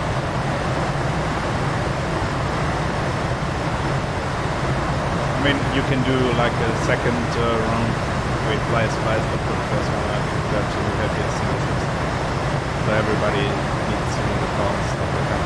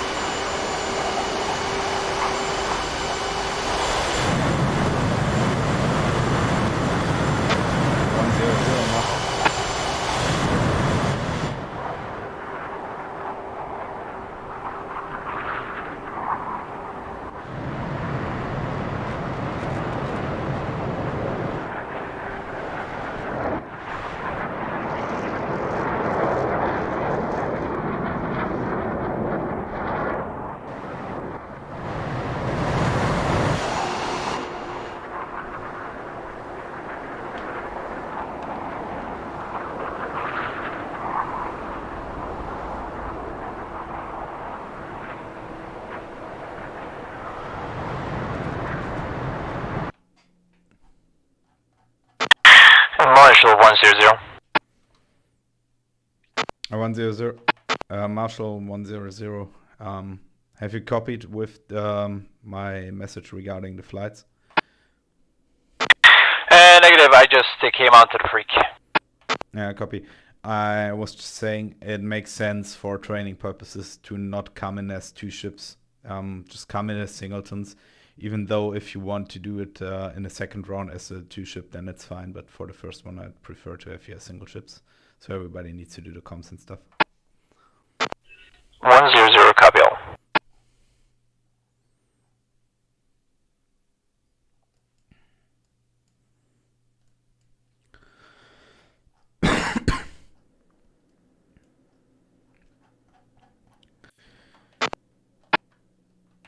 .205 and 214 tower.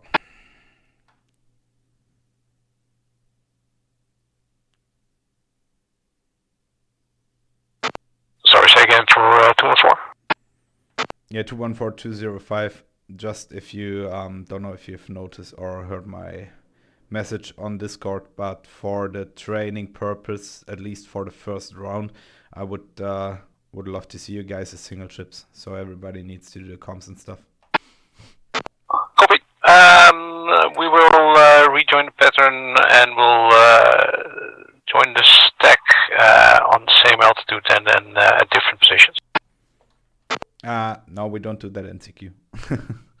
Just check in when you come in from the 50 nautical miles and you check in with Marshall. Just do it as single ships, please. Will do.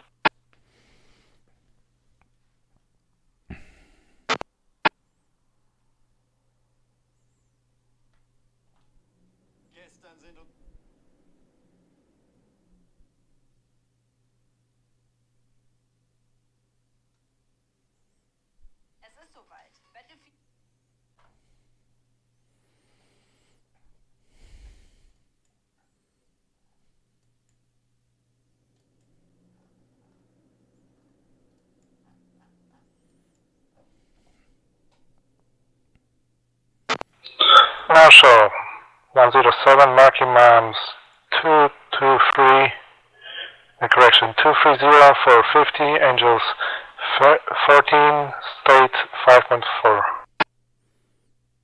107 Marshall.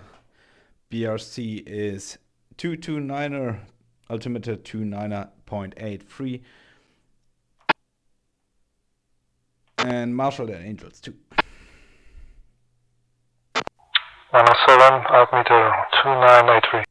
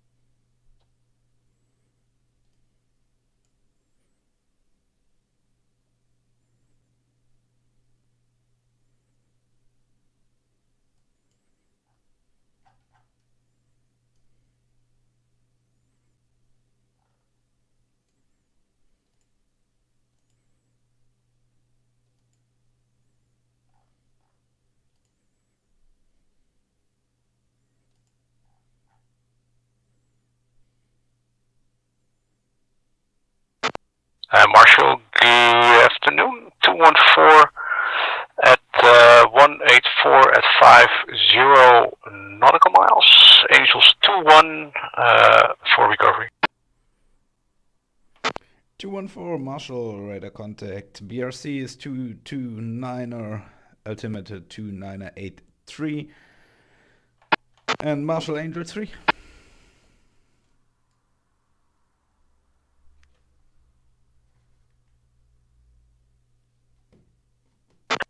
Copy 214.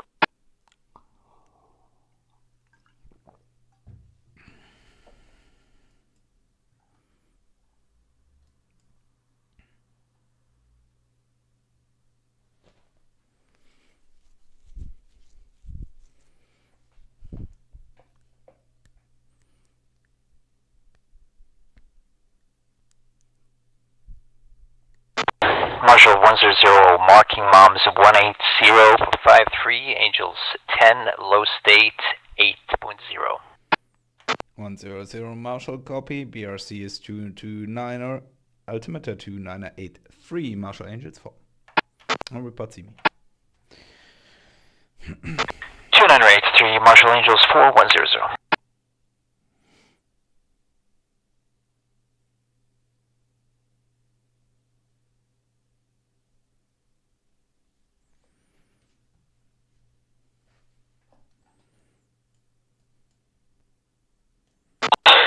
Marshall 205, marking moms 140 for 47 miles, Angels 15, state 5.5. 205 Marshall, copy. BRC 229er, altimeter 2983, Marshall Angels 5, and report see me. 205.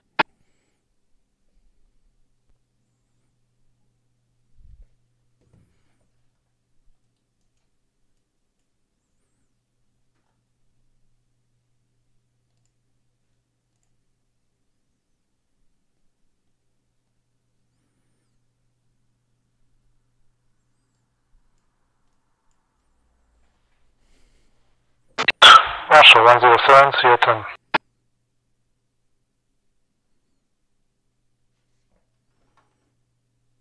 On 07 Marshall, Roger, state, switch tower. 107, state 4.8, switching tower.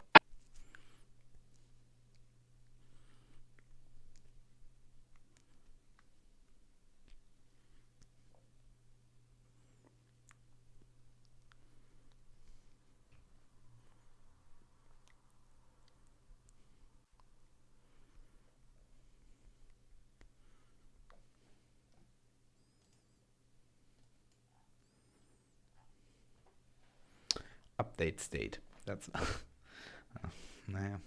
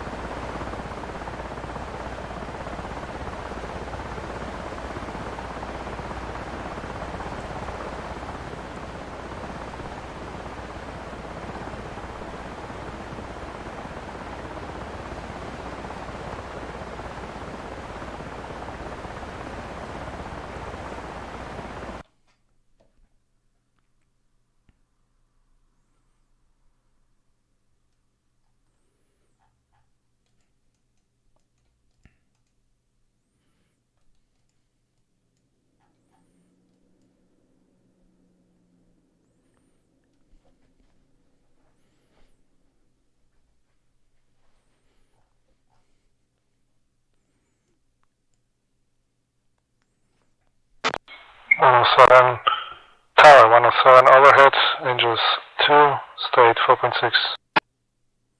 107 tower, Roger. BRC is 229er.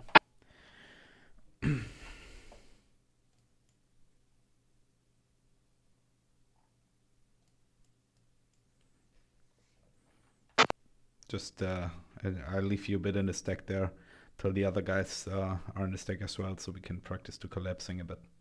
But they should be there in a couple of minutes. Awesome.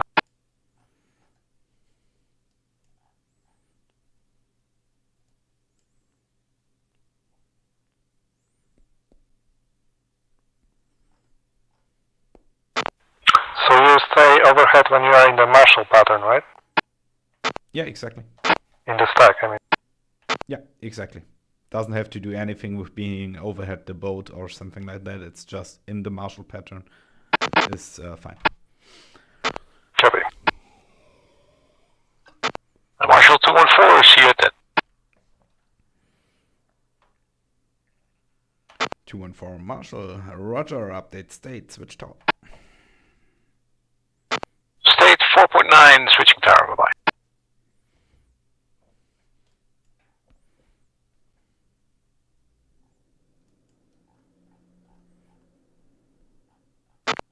Tower 214, state 4.9, 5 miles. Yeah, 214 tower, copy.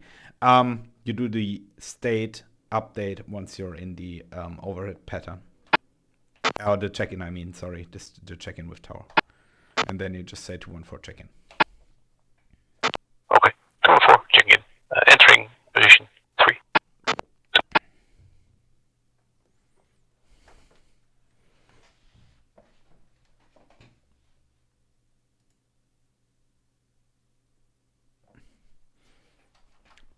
Sorry, that was not 100% correct. They'd basically say 214 check in Angel 3 or over at Angels 3. 214 over at Angels 3.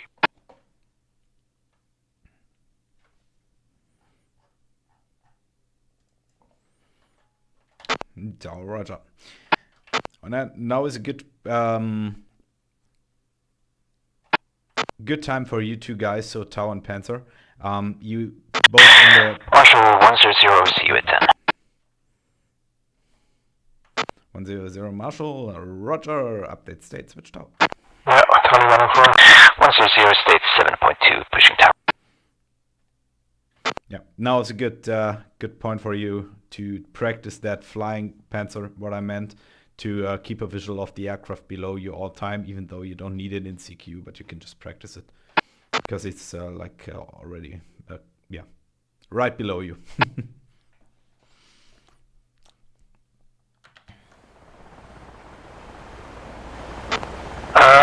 Looking no joy at the moment. 6 o'clock low. Cannot see me now.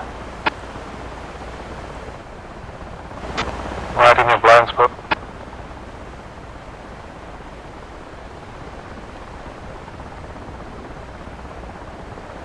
Any of you guys, by the way, know the short key for disabling the overlay? Because I get it in the LSO station for whatever reason. I don't know. Checking control.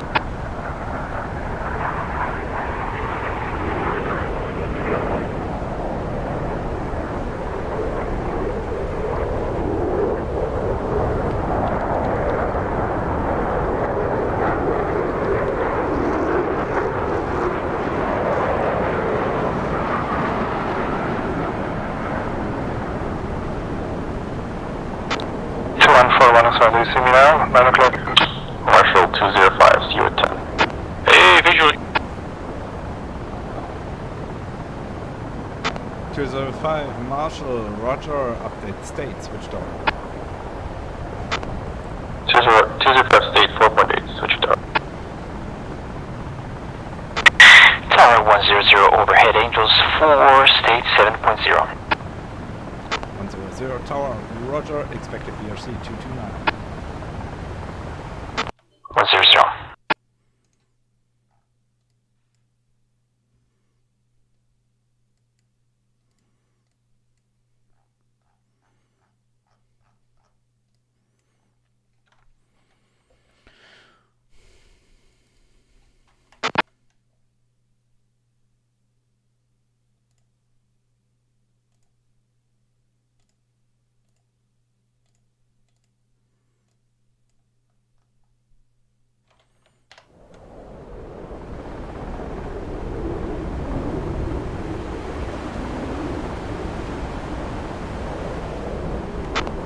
.07 tower, your signal is Charlie.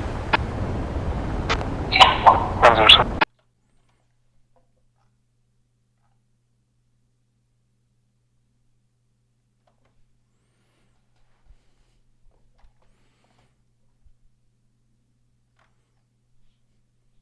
.214 tower, descent Angels 2. Descending Angels 2, 214.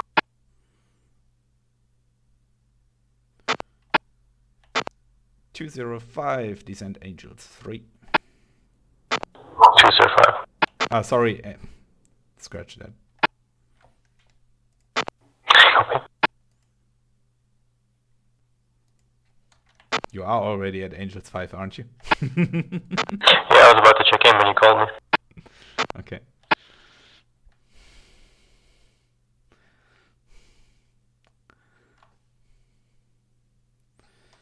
100 tower, descend Angels 3. 100 Angels 3.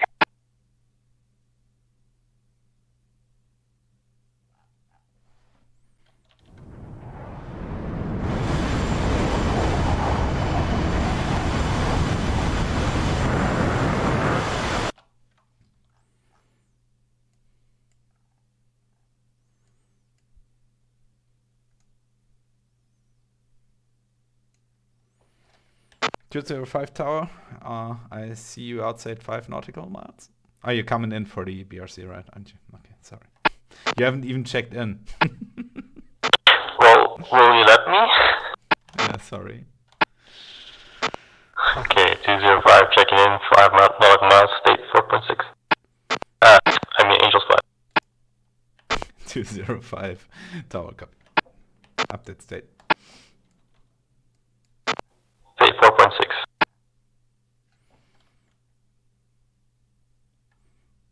Roger, and 205 tower, descend Angels 3. 205.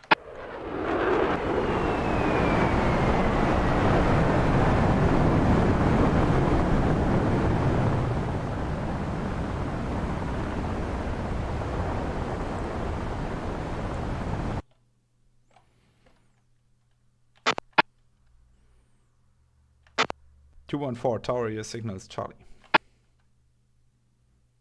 214.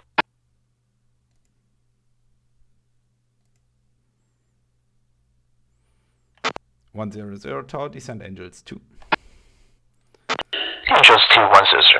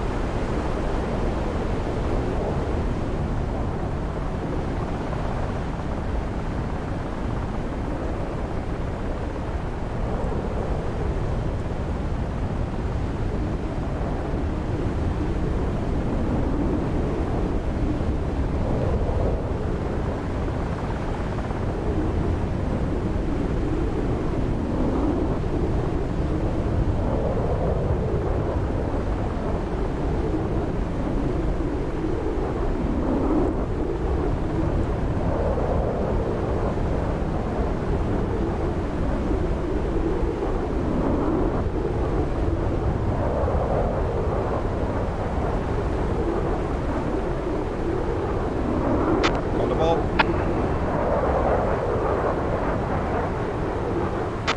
Angel 7, contact ball 3.4. Roger, ball.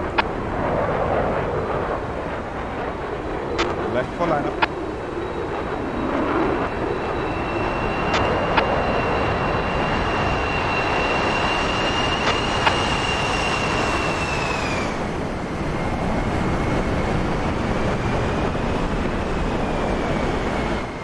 Two wire.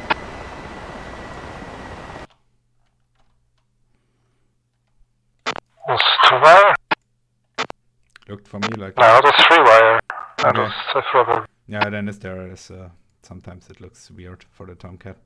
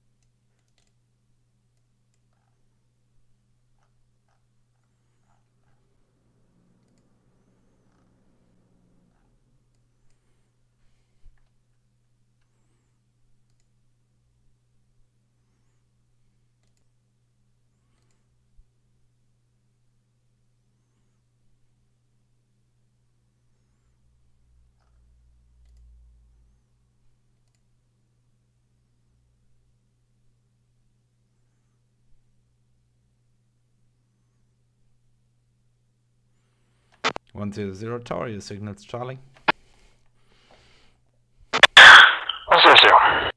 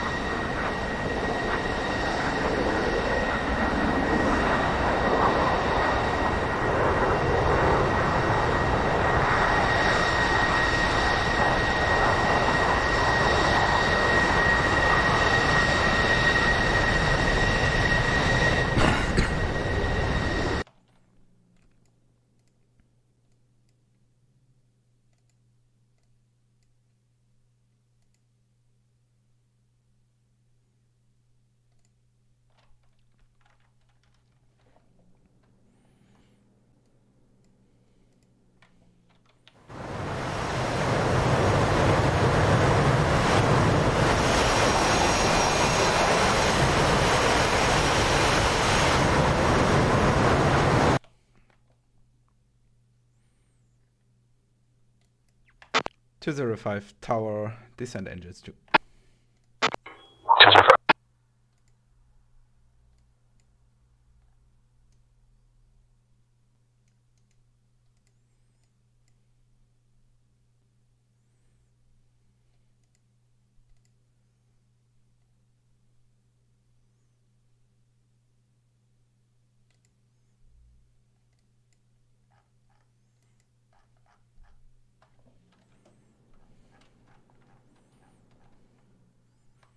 Now 107 tower, if you want, you can shoot the cat and go directly into the pattern.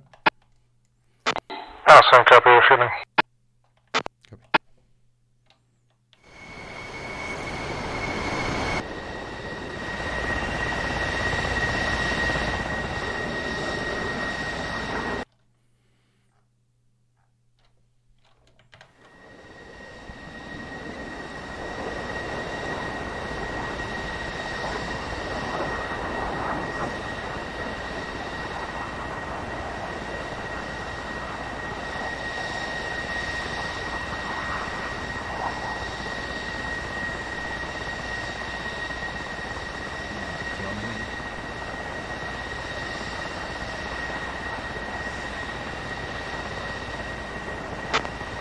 Ball, 3.6. Side number again.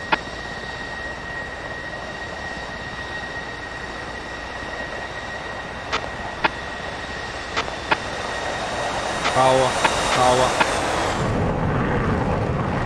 Hold on. Try to hold your push to talk button a bit longer there. I haven't heard. I basically only heard Hornet Ball 3.6. No side number or anything. Okay.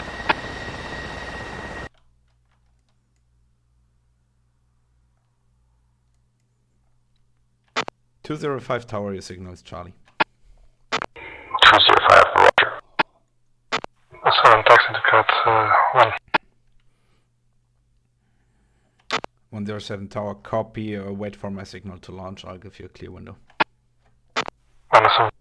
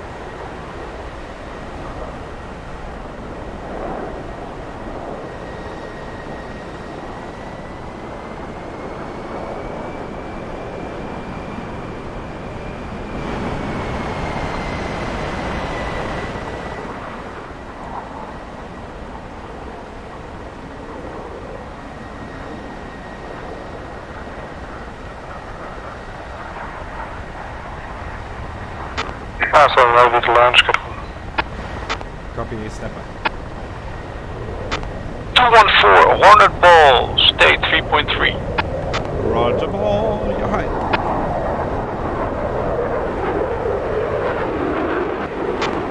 Easy with it.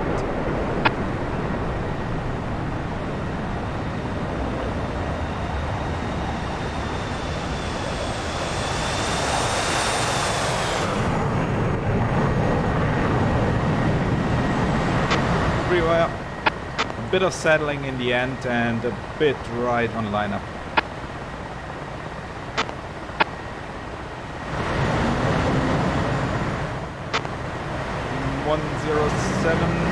You're good to launch.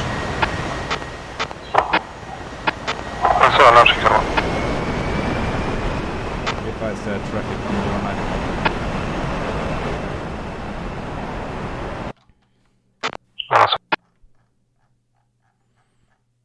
214, you're clear to take Cat 1 behind 107 and wait for my signal to launch. Report ready to launch. 214.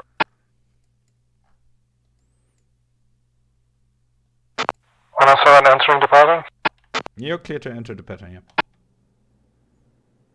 But look for interval.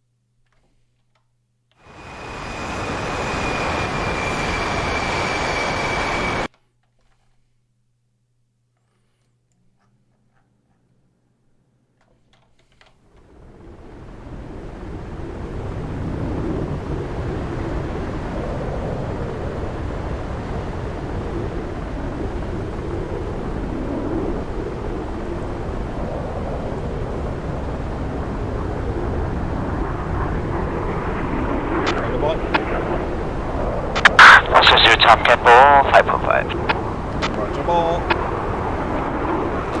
And left for lineup.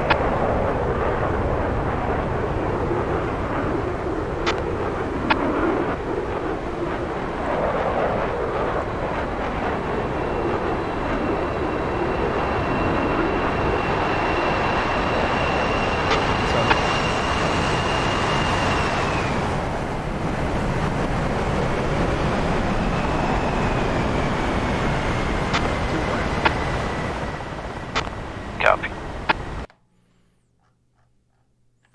214, clear to launch and re-enter the pattern. 100, clear taxi behind 214, Cat 1. Yeah, 100 copies. I'm gonna call it a night, but thanks, and thanks for the session. Copy that. Have a good night. Yes, you are. 214 launching.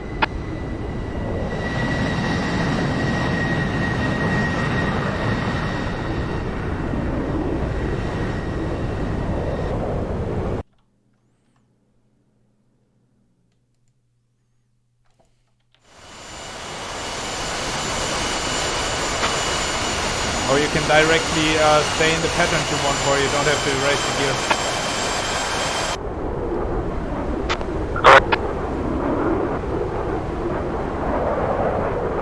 Got the ball. 107, talking ball, 74. Roger, ball. Little high.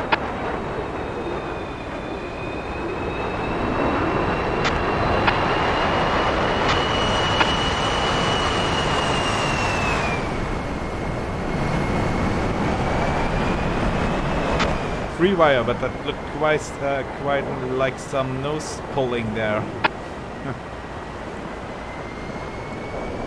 Nose rose a bit there.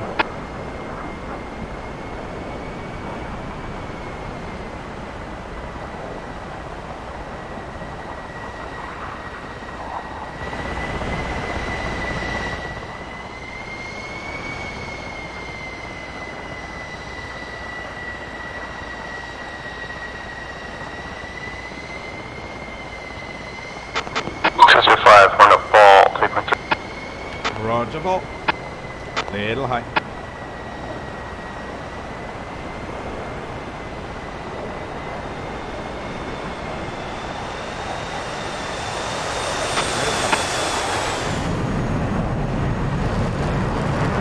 Nice through oil.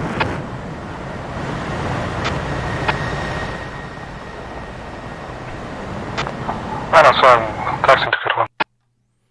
Top.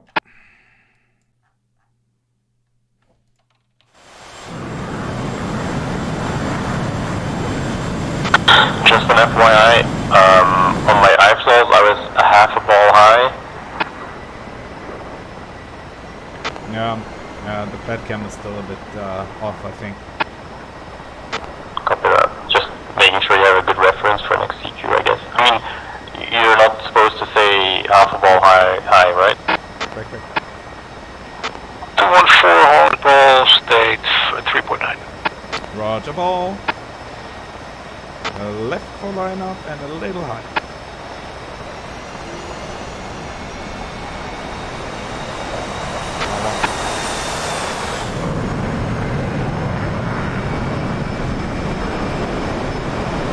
Too wide. A bit overcorrecting there. You were high and then you went through the glide slope into the 2-wire.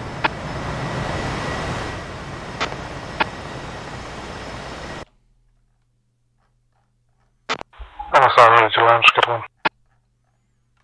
1. Clear to launch Cat 1. I'm sorry, launch Cat 1. Tower, I'm gonna take some fuel. I also go for one more trap. From the pad I've got. Yeah, I would say one more trap for each of you guys, so and then I'm done for today as well. Alpha, airborne, entering department.